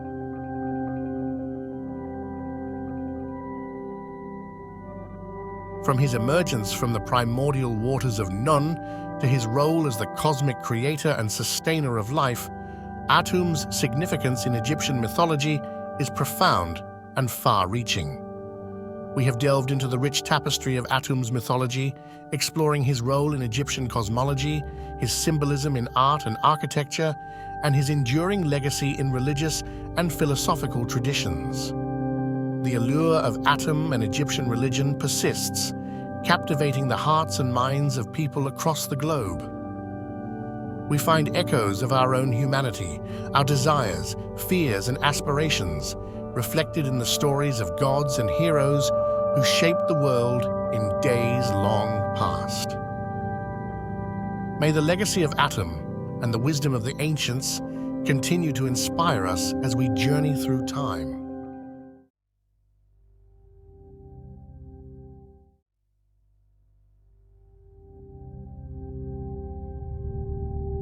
Welcome to the cradle of civilization, where the sands of time whisper tales of gods and goddesses. Our journey begins amidst the captivating visuals of ancient Egyptian art, a tapestry of symbols that unravels the mysteries of a bygone era. The language of the ancients, an intricate dance of symbols that adorn the walls of temples and tombs. Each stroke, each curve tells a story. Today, we focus our gaze on a figure whose tale resonates through the ages, the mighty god Ptah.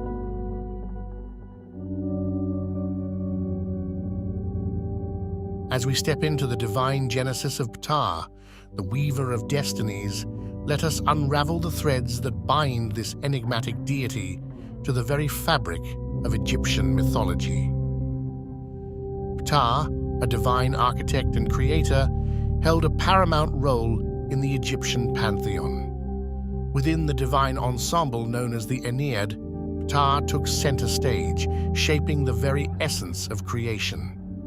In the sacred tapestry of creation myths, Ptah played a pivotal role. Known as the noble Jed, Ptah's creative energies brought forth the elements that formed the world as the ancient Egyptians knew it. Ptah, a deity of multifaceted wisdom and creative prowess, boasts unique attributes and symbols that distinguish him within the pantheon. From the distinctive skullcap symbolizing his role as a master craftsman to the Ankh and was scepter symbolizing life and power, Ptah's iconography is a rich tapestry reflecting the intricate layers of his divine nature. In the artistry of ancient Egypt, Ptah's presence is vividly captured. Often depicted as a mummified figure holding the Ankh, Ptah stands as a testament to the profound connection between life, death, and creation. Our next stop takes us to the heart of devotion, the city of Memphis. Here, the pulse of Ptah's worship resonated through the grandeur of the sacred temples. Memphis, a living tribute to Ptah, served as the epicenter of devotion. The Temple of Ptah, with its colossal pillars and intricate carvings, stood as a testament to the divine reverence bestowed upon Ptah by the ancient Egyptians. Ptah, often hailed as the great artisan, wasn't just a deity to be worshipped, but a craftsman whose creative hands shaped the very foundation of the cosmos. It's said that his words were the blueprint, and his will the architect's vision, guiding the creation of both gods and mortals.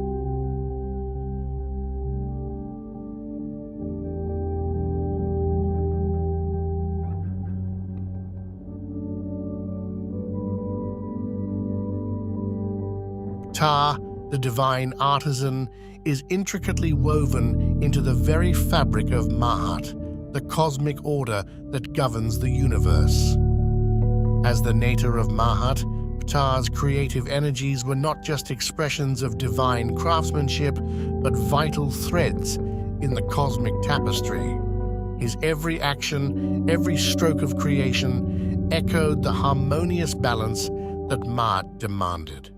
Ptah, the opener of the ways, the noble Jed, each title bestows upon him a unique facet of power and wisdom.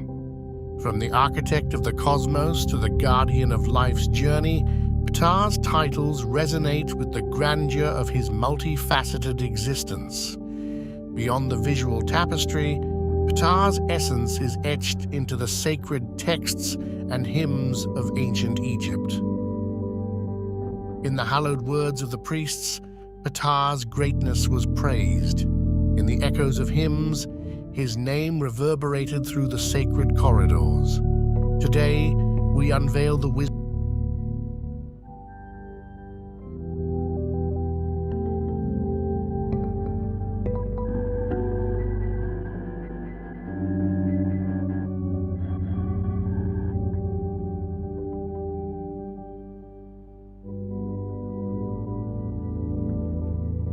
From the grandeur of the Old Kingdom to the twilight of the New, Ptah's divine influence resonated through the annals of history, shaping and reshaping the tapestry of Egyptian spirituality. In the golden era of the Old Kingdom, Ptah's prominence was unmistakable, his wisdom guiding the hands of builders and artisans. As dynasties rose and fell, Ptah's divine essence endured, adapting to the changing currents of Egyptian belief. Ptah, the eternal muse of creation, not only shaped the spiritual landscape, but left an indelible mark on the very soul of Egyptian civilization. In the bustling streets of ancient cities, Ptah's name echoed through the air, whispered in reverence by artisans and laborers alike. His image adorned temples, jewelry, and amulets, a symbol of divine craftsmanship woven into the fabric of everyday existence. Whether in the solemn rituals of the priesthood or the joyous celebrations of the people, Ptah's presence was ubiquitous. From birth to death, his guidance was sought, his blessings invoked in every momentous occasion. Behold, the sanctuaries raised in honor of Ptah, where the divine and earthly converged in architectural marvels that stood the test of time. From the colossal temple of Ptah in Memphis to the remote sanctuaries nestled along the Nile, each temple was a testament to the devotion and craftsmanship inspired by Ptah. The statues erected in his honor captured not only his divine essence, but also the artistic prowess of the Egyptian people. In the sands of Egypt, archaeologists unearthed a relic that unveiled a forgotten aspect of Ptah's worship, a hidden chamber where artisans once gathered to craft sacred artifacts in the deity's honor.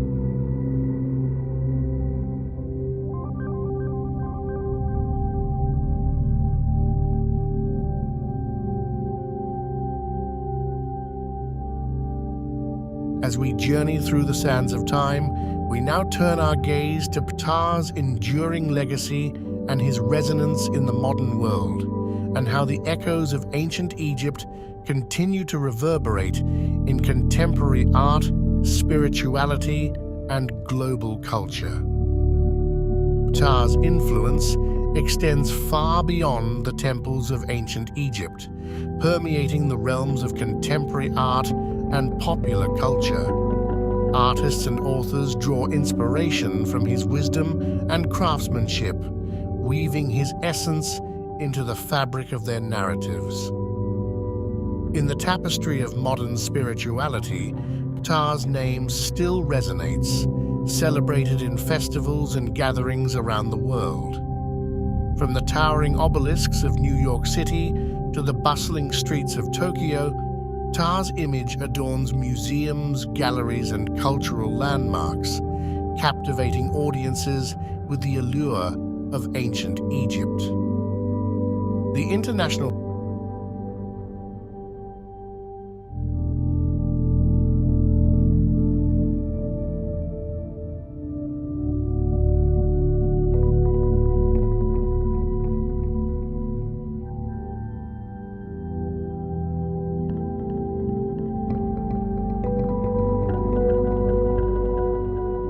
As our journey through the mystical realm of Ptah draws to a close, we reflect on the revelations uncovered and the mysteries unraveled. Throughout our exploration, we've traced the divine genesis of Ptah, witnessed the evolution of his worship through the ages, and marveled at his enduring legacy in the modern world.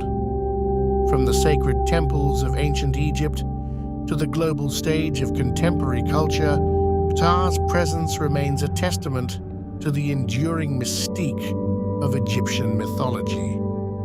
In Ptah, we find not just a deity, but a guiding force, a beacon of creativity, balance, and eternal wisdom. As we journey onward, may the echoes of Ptah's legacy continue to inspire and illuminate our path. As we bid farewell to Ptah's mystical realm, I leave you with a tantalizing thought. Our journey through ancient civilizations and mythology has only just begun. We start with the birth and upbringing of Horus, a god whose existence is shrouded in myth and symbolism. According to ancient Egyptian mythology, Horus was born to the divine couple, Osiris and Isis. His birth was no ordinary event, as it marked the continuation of the eternal cycle of life, death, and rebirth. The myth tells a tragic tale of Osiris, the god of the afterlife, who was murdered by his jealous brother Set. In her grief, Isis, the goddess of magic and motherhood, tirelessly sought to resurrect Osiris. Through her magical prowess, she conceived Horus. Horus's parentage is a crucial aspect of his mythic identity. Osiris symbolizes the cycle of life, death, and resurrection, while Isis represents the nurturing and protective aspects of motherhood. Isis, in her maternal devotion, played a vital role in protecting and nurturing Horus, ensuring his safety and preparing him for his divine destiny. Horus is often depicted with the head of a falcon, a symbol laden with significance. The falcon, soaring high above, embodies divine kingship, keen vision, and swiftness, qualities attributed to Horus.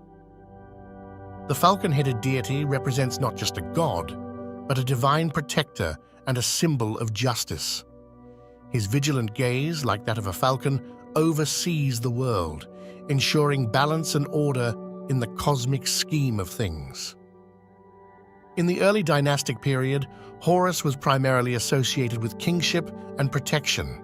He was revered as a deity guiding pharaohs in their divine rule, symbolizing the rightful heir to the throne. As the Old Kingdom unfolded, the myth of Horus solidified, emphasizing his role as the divine protector of the pharaoh and the guarantor of Ma'at, the ancient Egyptian concept of cosmic order. With the Middle Kingdom came a shift in the representation of Horus. He became more accessible to the common people, transcending his association solely with the pharaoh. During the New Kingdom, the attributes of Horus expanded. He was not only a guardian, but also associated with the sun god Ra, embodying both the celestial and earthly realms. As Egypt experienced foreign influences, Horus's myth adapted to the changing political landscape. The late period saw a resurgence in Horus's role as a nationalistic symbol, rallying the people against foreign rule. Regional variations in the worship of Horus became more pronounced during this time, with different cults emphasizing specific aspects of his mythology based on local beliefs and needs. Horus was not merely a distant deity, he was intimately linked with the earthly ruler, the pharaoh. The falcon god served as a divine patron, guiding and safeguarding the mortal king in his earthly endeavors. The association with Horus bestowed upon the pharaoh a divine legitimacy, reinforcing the belief that he was chosen and protected by the gods to rule over Egypt. The concept of the pharaoh as the living embodiment of Horus on earth was a central tenet of ancient Egyptian belief. The monarchs were seen as the earthly representatives of the divine falcon. The pharaoh, donning the regalia associated with Horus, was tasked with upholding Ma'at, the cosmic order. In doing so, they ensured the prosperity and balance of the kingdom. The great pharaoh Khufu, builder of the iconic Great Pyramid, was believed to be under the protective wing of Horus during his rule. Another notable example is Ramses II, often referred to as Ramses the Great. His many military victories were attributed to the divine guidance of Horus, solidifying the deity's role in shaping the fate of Egypt. At the heart of Horus's symbolism lies the Eye of Horus, an iconic symbol of protection, healing, and spiritual insight. The eye, often depicted as a stylized falcon's eye, served as a powerful amulet and talisman. Each part of the Eye of Horus held a distinct meaning. The eyebrow represented thought, the pupil symbolized sight, and the teardrop stood for healing and protection, a cosmic blueprint for balance and well-being. The falcon, a majestic bird soaring through the skies, became synonymous with Horus. As the symbol of divine kingship, the falcon embodied qualities such as keen vision, swiftness, and vigilance. Horus, with his falcon head, represented a powerful and benevolent force, overseeing the world with a watchful gaze. The symbolism of the falcon extended beyond the divine to influence the cultural identity of ancient Egypt. Horus, with outstretched wings, symbolized protection and divine intervention. The wings, often depicted on statues and reliefs, reinforced the deity's role as a guardian. Solar symbols, such as the sun disk atop the falcon's head, further connected Horus to the celestial realms, emphasizing his association with the sun god Ra and the eternal cycle of life and rebirth.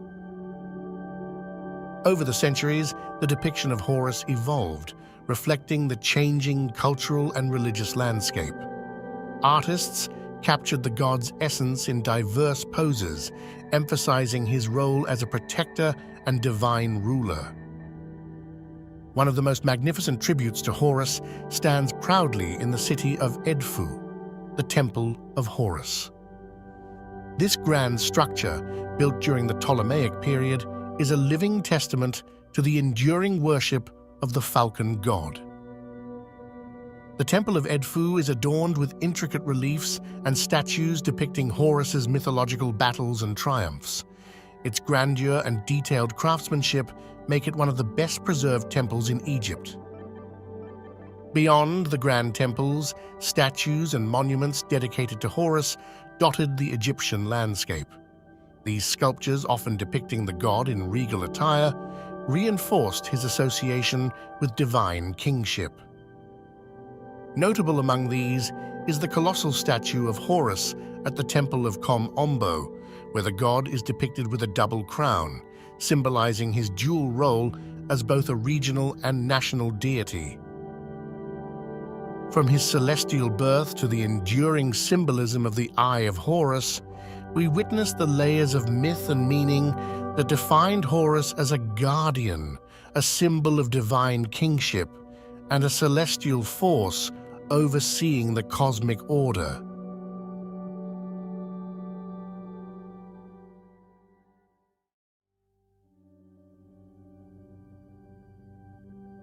Ra, the sun god, held a paramount position in the Egyptian pantheon.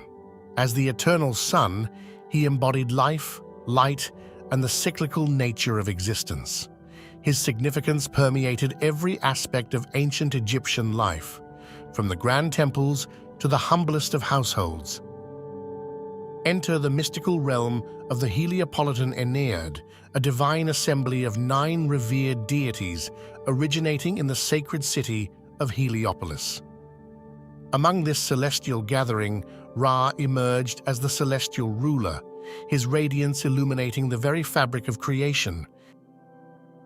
Within the cosmic dance of gods and goddesses, Ra took center stage. His rule extended beyond the skies, shaping the earthly realm. As the benevolent force sustaining life, Ra also held the power to judge and maintain cosmic order, a duality that defined his divine essence. At the dawn of Egyptian civilization, a celestial force emerged, destined to shape the very fabric of their beliefs. This force was Ra, the radiant sun god, whose origins are deeply intertwined with the mysteries of creation and cosmic order. Ra, the cosmic luminary, held a paramount role in the Egyptian pantheon. As the sun god, he was revered as the bringer of light, warmth, and life itself. His celestial journey across the sky each day marked the perpetual cycle of creation, renewal, and rejuvenation. Picture the radiant sun sailing majestically across the sky in a celestial boat. This solar boat wasn't just a myth. It represented the eternal journey of Ra, symbolizing the cyclical nature of time, sunrise, and sunset. The boat became a powerful metaphor for life's perpetual journey and cosmic balance. At the heart of Egyptian cosmogony lies a tale of divine creation, where Ra, the sun god, played a pivotal role in shaping the universe. In a dance of cosmic forces, Ra embarked on a journey of self-creation, emerging as the radiant force that would govern the celestial realm. As Ra's brilliance expanded, so did his divine family. Nut, the sky goddess, Geb, the earth god, Shu, the god of air, and Tefnut, the goddess of moisture, formed the celestial ensemble that would shape the very fabric of the Egyptian pantheon. Each deity contributed a unique essence to the cosmic balance. The intricate relationships within Ra's divine family were the threads that wove the cosmic tapestry of Egyptian mythology. Nut and Geb, locked in a passionate embrace, symbolized the union of the sky and earth. Shu, their son, became the god of air, separating the cosmic elements. Tefnut, the moisture, completed this divine quartet. As the sun sets on the horizon, Ra embarks on a nightly odyssey through the realm of the dead. This journey, concealed in the shadows, unveils the mysteries of the underworld, where Ra faces trials, tribulations, and the ultimate cosmic adversary, Apep, the serpent of chaos. In the cosmic tapestry of Egyptian beliefs, the nightly battle between Ra and Apep is a defining moment. Apep, a symbol of chaos and disorder, seeks to engulf the sun in eternal darkness. Ra, in his solar bark, stands as a beacon of order, engaging in an epic struggle to ensure the perpetuity of light and life. Beyond the celestial spectacle, the battle carries profound symbolism. It reflects the eternal struggle between order and chaos, light and darkness. Ra's victory each night signifies the triumph of cosmic harmony, assuring the resurrection of the sun and the dawning of a new day. Ra, the celestial shapeshifter, assumes various forms that transcend the boundaries of the mundane. From the dawn beetle Khepri to the setting sun deity Atum, each manifestation reveals a unique facet of Ra's multifaceted nature, adding depth to the rich tapestry of Egyptian spirituality. First, we encounter Khepri, the dawn beetle, symbolizing renewal and transformation. Witness the sun's rebirth with each dawn, mirroring the beetle's cyclical journey. Next, Atum, the creator god associated with the setting sun, embodies the transformative power of the cosmic cycle, signaling the end of each day. Khepri, with its daily renewal, represents the eternal cycle of life, death, and rebirth. Atum, in his role as the setting sun, signifies completion, transformation, and the promise of a new beginning. These symbols were deeply embedded in Egyptian culture, shaping their beliefs about existence and the cosmic order. Ra's multifaceted nature extends beyond the cosmic realm. In the earthly domain, he influenced diverse aspects of life, from kingship to agriculture. As the bringer of light and life, Ra's radiant influence touched every corner of ancient Egyptian society, fostering prosperity and spiritual connection. Temples dedicated to Ra stood as magnificent monuments, reflecting the splendor of worship and the profound connection between the divine and the mortal realm. Our journey begins with an overview of one of the most awe-inspiring temples, the Karnak Temple, a testament to the grandeur of Ra's worship. Behold the Karnak Temple, a sprawling complex that stood as a beacon of devotion to Ra.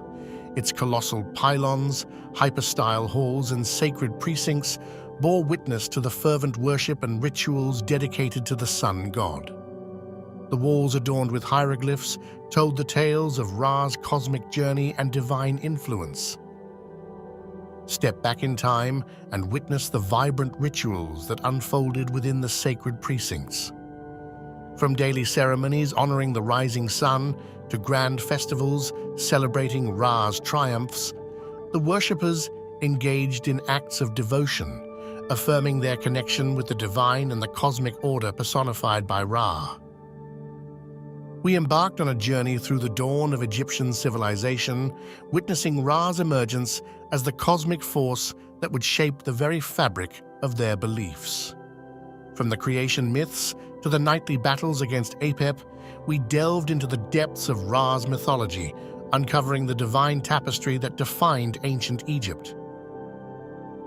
As we stand at the crossroads of ancient and modern, we cannot ignore the enduring impact of Ra. His influence transcends the sands of time, leaving an indelible mark on Egyptian culture. From temples that once echoed with devotion to symbols that persist in contemporary art, Ra's legacy remains as vibrant as the midday sun.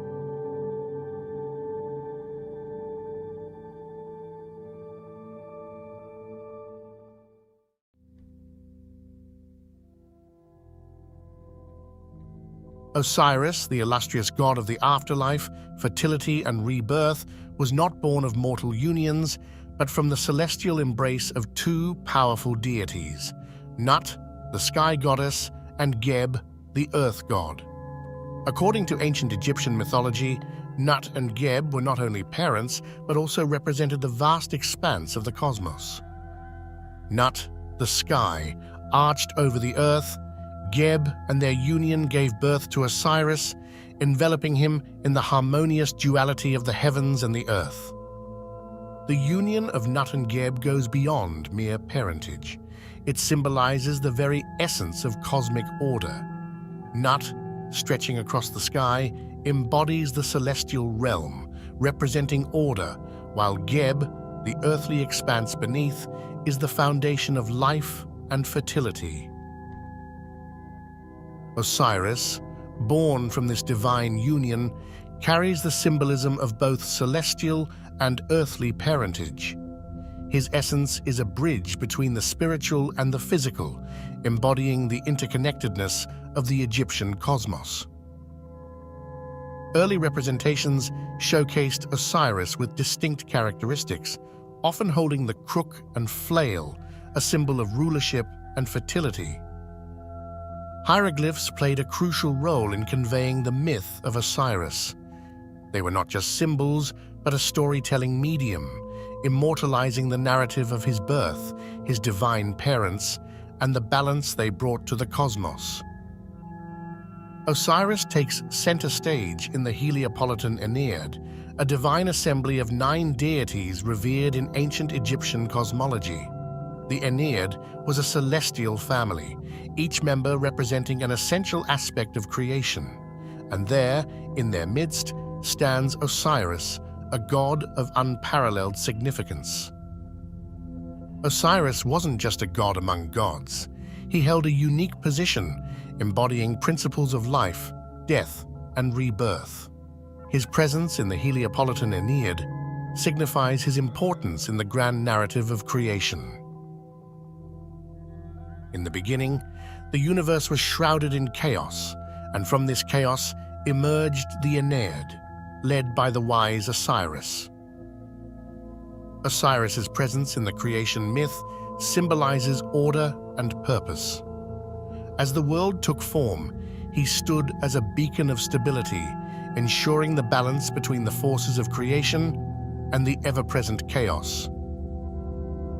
Osiris's role extends beyond the act of creation.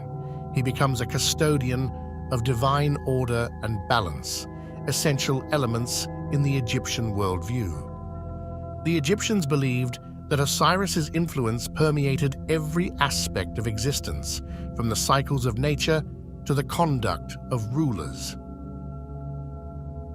Osiris, often hailed as the Green One, stands as a testament to the symbiotic relationship between the divine and the earthly. He wasn't just a god. He was the embodiment of fertility, the life force that sustained the land and its people. As the god of agriculture, Osiris held the power to bless the fields and ensure bountiful harvests. The ancient Egyptians revered him as the provider of sustenance, linking their prosperity directly to the divine cycles overseen by Osiris. To honor Osiris and seek his blessings, the ancient Egyptians engaged in elaborate rituals and joyous festivals. These events were not merely religious observances, they were vibrant celebrations of the cycles of nature and the agricultural calendar. During these festivities, communities came together, offering prayers and sacrifices to Osiris. The rituals symbolized a harmonious partnership with the divine, ensuring the fertility of the land and the abundance of crops. Osiris's influence extended beyond ceremonies. It permeated the very fabric of ancient Egyptian agricultural practices. The farmers saw Osiris not only as a god, but as a guide, influencing their methods and techniques. Osiris, the god of eternity, transcended his role as a deity and became the very embodiment of ideal kingship in the eyes of the ancient Egyptians. His qualities, wisdom, and sense of justice set the standard for earthly rulers. Kings sought to emulate Osiris, aiming to embody the divine attributes that he personified: fairness, benevolence, and a deep connection to the cosmic order. The pharaohs, considered the living Horus and earthly representatives of the divine, also carried the essence of Osiris within them. They were seen as the bridge between the mortal realm and the afterlife. Much like Osiris, pharaohs were expected to uphold justice, maintain cosmic balance, and ensure the prosperity of their people. The connection to Osiris was not just symbolic, it was a divine mandate that influenced every aspect of their rule. The coronation of a pharaoh was a sacred event, a ritual deeply intertwined with Osiris's divine legacy. The ceremony wasn't just about political ascension, it was a spiritual affirmation of the pharaoh's connection to the divine order. During these rituals, the pharaohs received symbols and regalia associated with Osiris, signifying their divine mandate to govern with wisdom and justice. The rituals reinforced the belief that Osiris's spirit guided the pharaohs in their earthly duties. The Assyrian myth, a cornerstone of Egyptian cosmology, is a tale that resonates across the ages. It begins with Osiris, a god revered for his wisdom and benevolence, but his journey takes a dark turn. Osiris, in all his glory, falls victim to the treacherous plot of his own brother Set. The narrative becomes a profound exploration of cosmic balance, disrupted by jealousy and betrayal. Set, consumed by envy and ambition, orchestrates a deceitful plot that leads to Osiris's tragic demise. In an act of betrayal, Osiris is entombed in a coffin and cast into the Nile, symbolizing the ebb of life and the inevitability of mortality. This pivotal moment marks the descent of Osiris into the realm of the afterlife, a journey that holds profound implications for the Egyptian understanding of death and rebirth. Enter Isis, the devoted sister-wife of Osiris, whose love and grief propel her on a quest to resurrect her fallen husband. Her journey becomes a testament to the enduring power of love, magic, and maternal devotion. Through Isis's unwavering determination and magical prowess, Osiris is momentarily brought back to life. The union of Osiris and Isis leads to the miraculous birth of Horus, the falcon-headed god of protection and kingship. As Osiris's myth resonated across the Nile, a powerful and enduring cult emerged. The worship of Osiris transcended regional boundaries, capturing the hearts and minds of Egyptians from all walks of life. From the bustling cities to the tranquil villages, the reverence for Osiris became a unifying force, a shared spiritual journey that connected the diverse tapestry of ancient Egyptian society. To honor Osiris, majestic temples and sacred sites rose across the Egyptian landscape, like monuments of devotion. These architectural marvels were not just places of worship, but gateways to the divine, where the presence of Osiris was felt profoundly. Temples dedicated to Osiris, such as the renowned Temple of Abydos, became focal points for pilgrims seeking spiritual enlightenment, solace, and a connection to the God of eternity. Pilgrimages, sacred journeys undertaken by devout followers, played a crucial role in the cult of Osiris. These pilgrims traversed the ancient Egyptian landscape, seeking proximity to sacred sites imbued with the divine essence of Osiris. The spiritual significance of Osiris varied across regions, with unique rituals and traditions evolving. Yet the underlying theme remained the same: an earnest quest for spiritual enlightenment and a connection to the God who held the keys to the afterlife.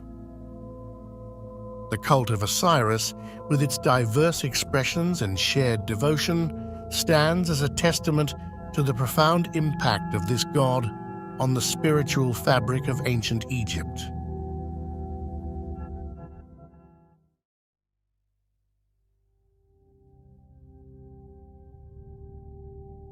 Among the pantheon of gods and goddesses, one enigmatic deity stands out. Set, the god of chaos and disorder, has woven his essence into the fabric of Egyptian mythology.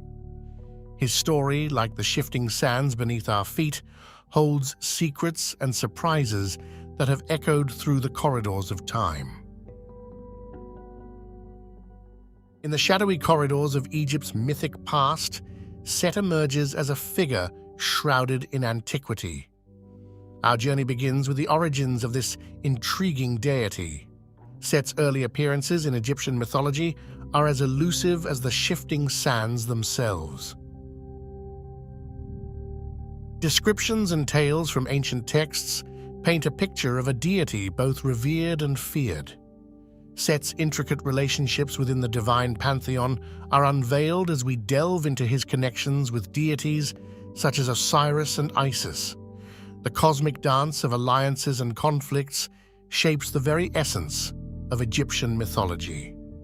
Behold the visage of Set, an amalgamation of the divine and the animalistic. Hieroglyphics and artifacts reveal his distinctive form, an animal-headed god with the symbolic Set animal, an iconography that resonates through the epochs. Our exploration takes us into the heart of cosmology and creation myths. Set's role in shaping the very foundations of existence is unveiled as he becomes a pivotal force in the grand tapestry of the Egyptian cosmos.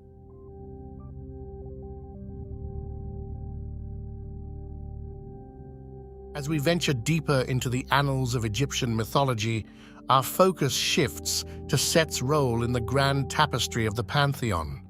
Join us in unraveling the complexities of Set's divine presence. Set, the god of chaos and disorder, strides boldly through the pages of history. His essence, a turbulent force, shapes narratives of tumultuous events and cosmic discord. But within chaos lies a delicate balance.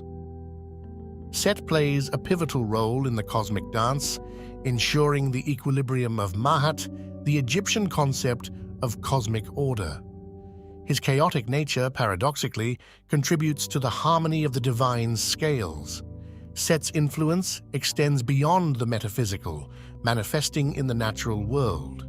Storms rage, thunder echoes, and the vast desert, a realm of unpredictability, all bear the mark of Set's chaotic touch. Yet, as we traverse the sands, we discover that the worship of Set is a tapestry woven with regional nuances. His veneration fluctuates, adapting to the diverse landscapes and cultures that embraced his chaotic divinity. Over time, the perceptions of Set transform, evolving with the ebb and flow of history. The expressions of devotion to this deity take on unique hues, mirroring the varied landscapes that echoed with the footsteps of his followers. From the tumultuous storms to the serene desert winds, Set's enigmatic presence weaves through the very fabric of Egyptian spirituality. Our expedition into the mystique of Set takes a compelling turn as we delve into the controversies that shroud this deity. Join us as we unravel the intricate threads of Set's involvement in pivotal myths. At the heart of intrigue lies Set's central role in the Osiris myth, a tale of murder, betrayal, and resurrection. Explore with us the tumultuous narrative that binds Set to the fate of Osiris. Set, a figure of paradoxes, is often cast as a trickster in the divine drama. Today, we analyze the controversial aspects of Set's character, a deity whose actions blur the lines between chaos and cosmic order. The cosmic stage witnesses the clash of titans as Set and Horus engage in an infamous battle of gods. We unfold the pages of this timeless rivalry, exploring the motivations and consequences of their divine conflict. In the galleries of ancient art, we encounter Set in diverse forms, a benevolent protector and a malevolent force. These depictions mirror the complexity of his essence, revealing a deity whose nature defies simplistic categorization. From guardian to adversary, Set's duality captivates the artist's brush, leaving us to ponder the multifaceted facets of his character. Join us as we navigate the artistic tapestry that unveils Set's enigmatic nature, a character woven with threads of controversy and contradiction.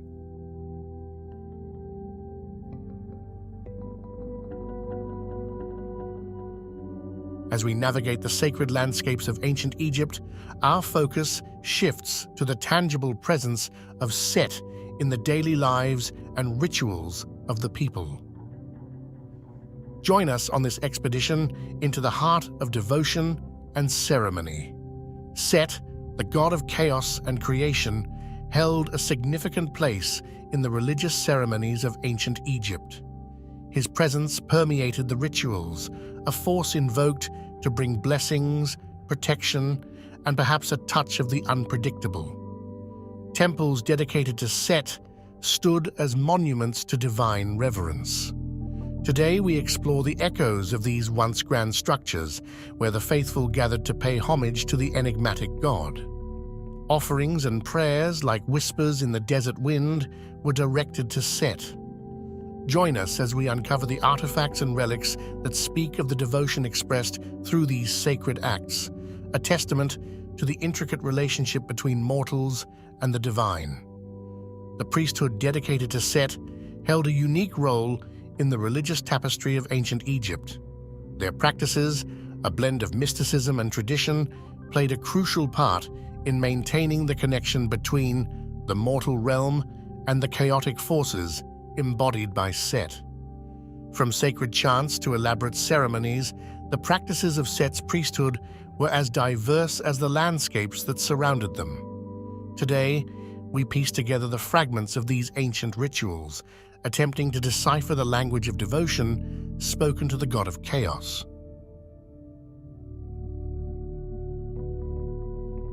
As we step into the later chapters of Set's story, we witness the ebb and flow of his influence across the ages. Join us in exploring the legacy and modern reinterpretations of the god of chaos. The New Kingdom marked a pivotal period, and with it came a shifting tide in the pantheon's popularity. Set, once a prominent figure, experienced a decline as the dynamics of worship evolved. What led to this transformative moment in the deity's journey? Fast forward to the present day, where Set's ancient spirit resonates in unexpected ways. Explore with us the realms of literature, pop culture, and modern spirituality as Set finds new life in the imaginations of artists, writers, and seekers. The god of chaos, once confined to the pages of history, now strides boldly into our modern consciousness. Discover the myriad faces of Set in contemporary tales, art, and even spiritual practices that draw inspiration from the ancient. But what about the lasting impact? As we navigate the landscapes of Egyptian and global cultural heritage, we examine how Set's presence endures in the collective imagination.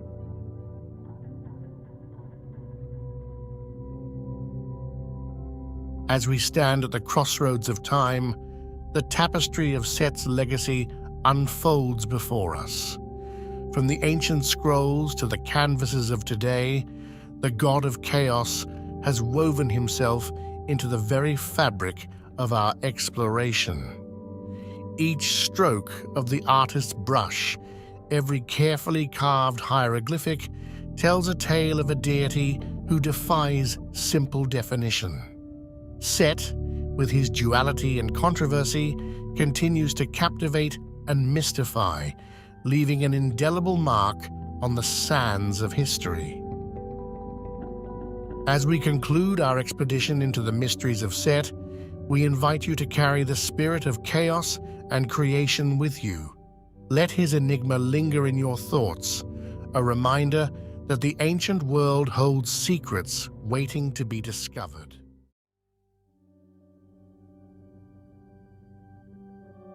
Welcome to the mystical realm of ancient Egypt, a land steeped in myth and legend, where gods and goddesses reign supreme over the hearts and minds of its people.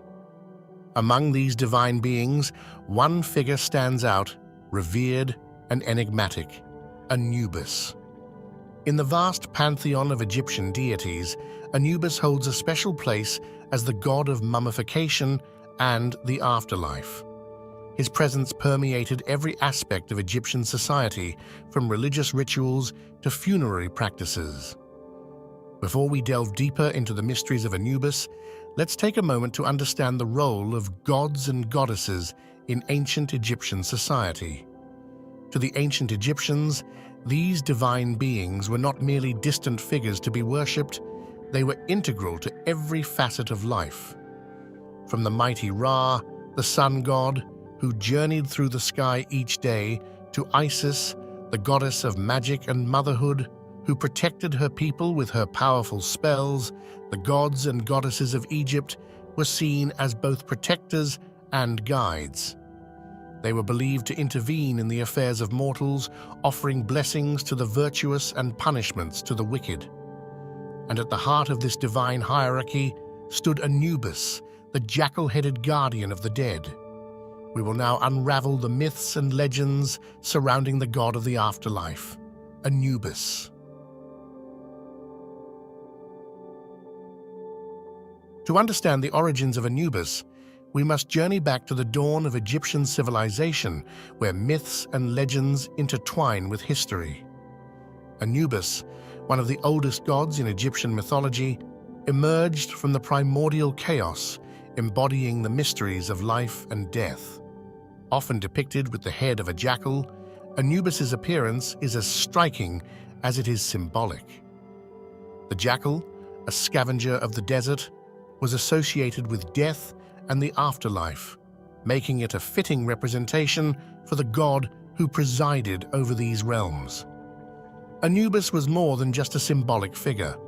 He played a vital role in Egyptian religious rituals, particularly in the process of mummification.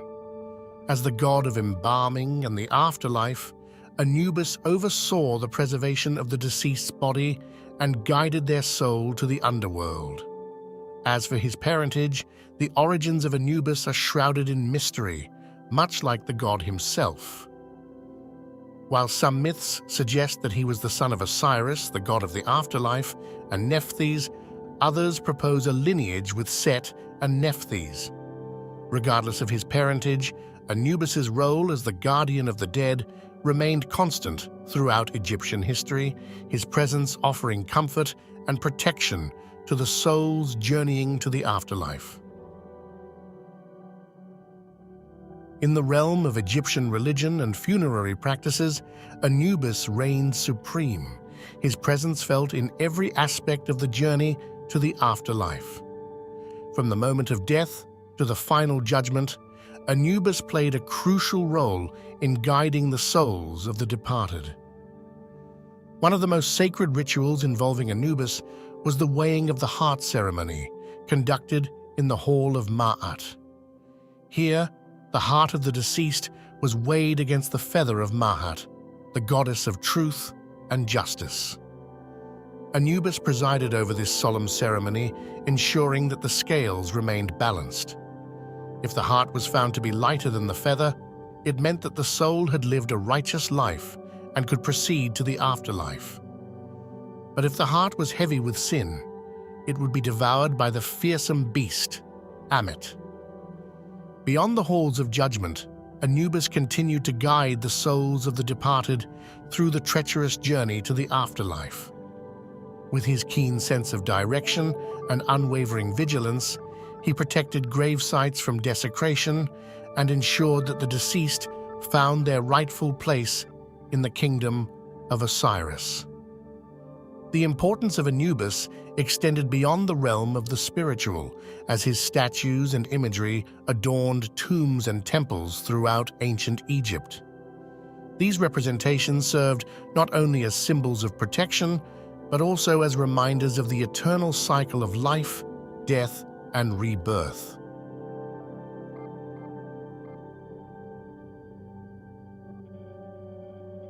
At the heart of Anubis's symbolism lies his jackal form, a powerful representation of death and embalming. The jackal, with its association with scavenging and the desert, was seen by the ancient Egyptians as a creature of the underworld, roaming the night in search of souls. Thus, Anubis's jackal-headed form served as a fitting embodiment of death and the afterlife. But Anubis was not merely a symbol of death, he was also a guardian and protector of the deceased. In this role, he watched over grave sites, ensuring that the souls of the departed remained undisturbed and safe from harm. In Egyptian mythology, Anubis's unwavering vigilance made him a trusted companion on the journey to the afterlife, guiding souls through the treacherous paths of the underworld. Throughout history, Anubis has been depicted in a variety of forms, from imposing statues to intricate hieroglyphs. These representations not only served as symbols of reverence, but also as reminders of Anubis's enduring presence in the lives of the ancient Egyptians.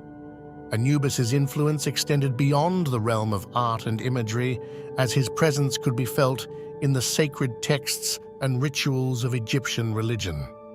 In hymns and prayers, Anubis was invoked as a protector and guide, his name spoken with reverence and awe.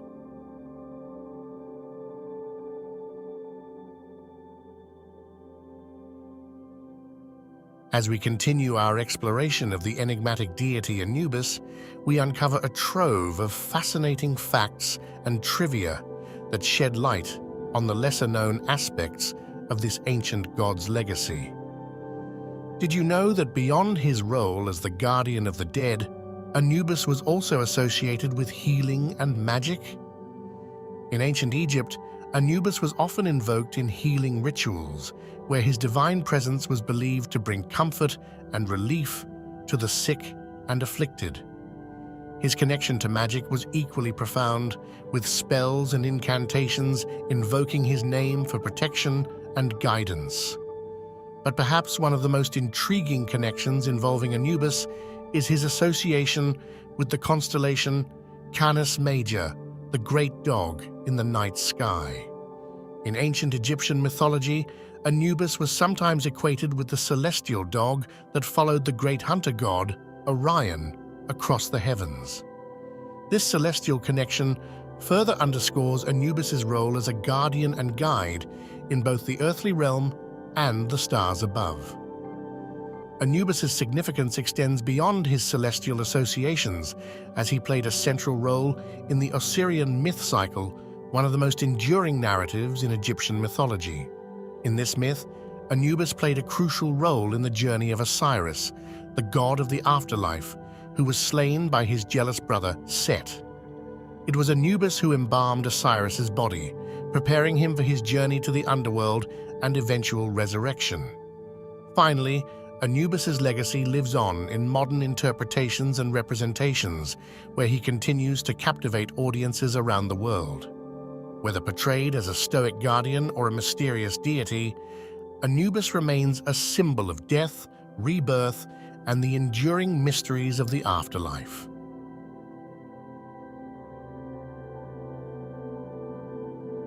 As we reach the conclusion of our journey through the realm of Anubis, we are left with a profound appreciation for the enduring legacy of this ancient deity. Across the millennia, Anubis has left an indelible mark on Egyptian culture and continues to captivate hearts and minds around the world. Anubis's imagery and symbolism have permeated every aspect of human expression, from ancient art and literature to contemporary media and pop culture.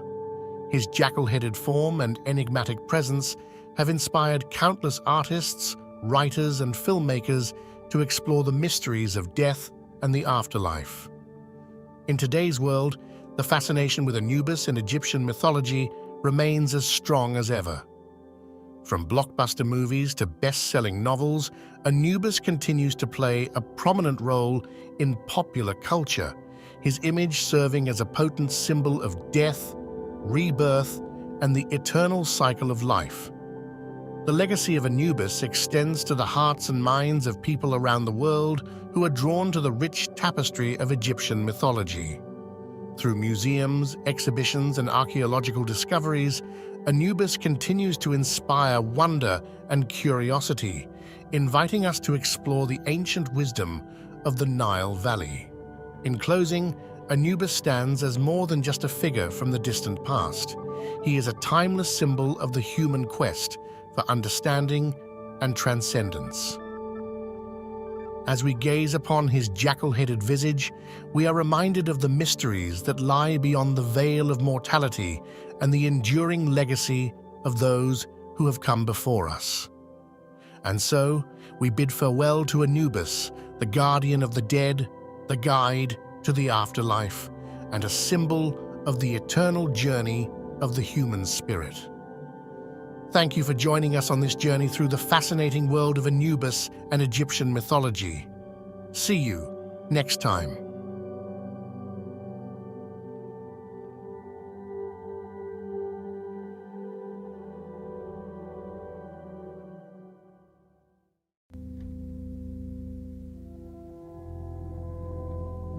Get ready to dive into the magical world of Bastet. Let's pause for a moment to appreciate the captivating realm of Egyptian deities. Picture a civilization where gods and goddesses weren't distant figures, but integral forces shaping every aspect of life, from birth to the afterlife. Egyptian deities weren't just beings to be worshipped, they were a reflection of the cosmic order, guardians of balance in a world of mystery. Today, our spotlight shines on one of these remarkable entities, Bastet, the goddess who held the keys to home, fertility, and protection. She wasn't just a divine figure, she was a guardian, a symbol of the very fabric that wove through the lives of the ancient Egyptians. Imagine a deity fierce enough to protect, yet gentle enough to nurture. Bastet, with her enigmatic blend of strength and grace, held a special place in the hearts of those who sought her blessings. Bubastis, situated along the fertile Nile Delta, was not just a city.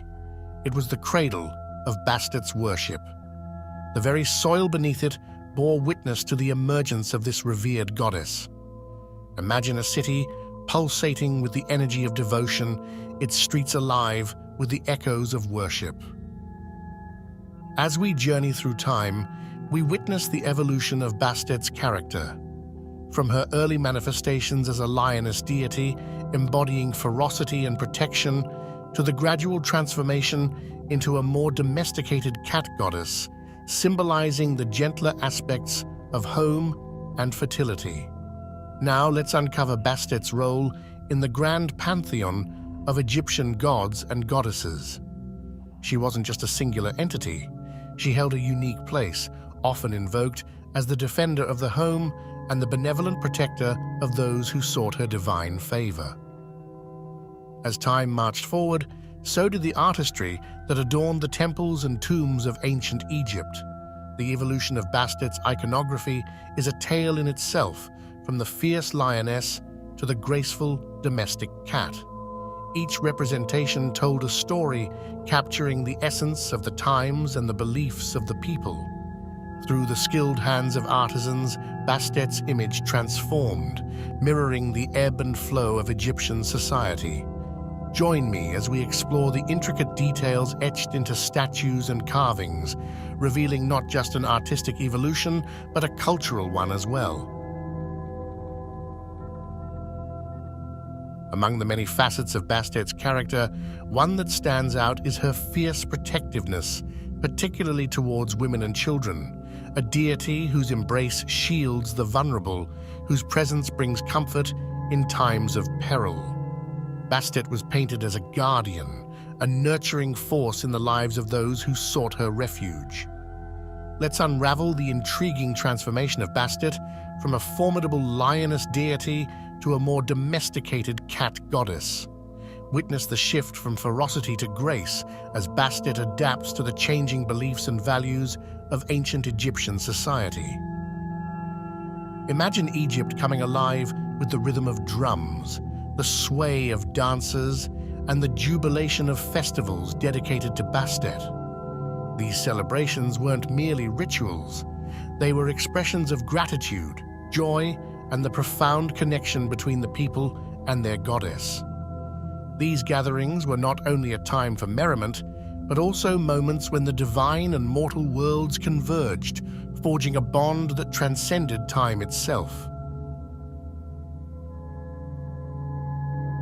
Our next stop is the renowned Temple of Bubastis, a colossal structure that stood as a testament to the adoration for Bastet.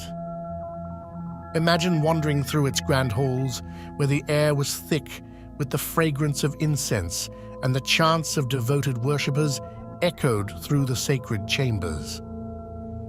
We step further into the heart of worship and delve into the intricate rituals and ceremonies performed in honor of Bastet. From offerings of food and incense to elaborate processions, each ritual carried profound significance, symbolizing the devotion of the ancient Egyptians to their beloved goddess. Central to the worship of Bastet were the priests and priestesses who served as intermediaries between the mortal realm and the divine. Explore with us the roles and responsibilities of these spiritual guardians, who ensured the sanctity of the rituals and maintained the connection between the people and their goddess. Through the sacred spaces of Bastet has unveiled the devotion and cultural significance surrounding her worship.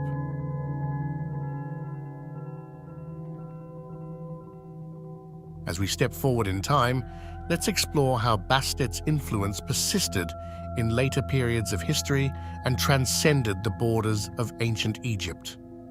Discover with me the threads connecting this feline deity to different cultures and civilizations, showcasing the adaptability and timeless allure of Bastet. Fast forward to the present day, and Bastet continues to prowl through the fabric of modern Egyptian culture. From street art to contemporary literature, explore with us how Bastet's image has seamlessly integrated into the tapestry of global popular culture, captivating the imagination of people around the world. Archaeological excavations have unveiled treasures that further illuminate Bastet's story. Join me as we discuss the artifacts and inscriptions that provide invaluable insights into the practices, beliefs, and the widespread worship of this goddess in ancient times. Our journey doesn't end in the pages of history. Bastet's charm endures in the contemporary world, captivating the hearts and minds of many. From fashion to film, explore how this ancient deity has become an icon, leaving an indelible mark on the cultural landscape of today. As we conclude, let's take a moment to summarize the key points that made our journey so special. We explored Bastet's origins in the ancient city of Bubastis, witnessed the evolution of her character through different periods of history, and delved into the myths and stories that surrounded this benevolent goddess. From her protective nature towards women and children to the vibrant festivals dedicated to her, Bastet's influence resonates through the annals of time. We uncovered the symbolism behind Bastet's various forms, her associations with animals, and the symbols that adorned her temples, the Ankh, the Sistrum, each carrying a profound meaning in the worship of this divine feline. Our journey also took us to the temples dedicated to Bastet, where rituals, ceremonies, and the devotion of priests and priestesses echoed through the sacred halls. We traced Bastet's influence through later periods of history, explored her presence in modern Egyptian and global popular culture, and discovered how this ancient goddess continues to capture our imaginations even today. Thank you for being a part of this journey. Your curiosity and engagement have truly made this exploration of Bastet's world a remarkable experience. If you're as fascinated by ancient Egyptian mythology as I am, I encourage you to continue your quest for knowledge. Remember that the mysteries of the ancient world are boundless. May your curiosity continue to lead you on exciting journeys of discovery. Until next time, thank you and farewell.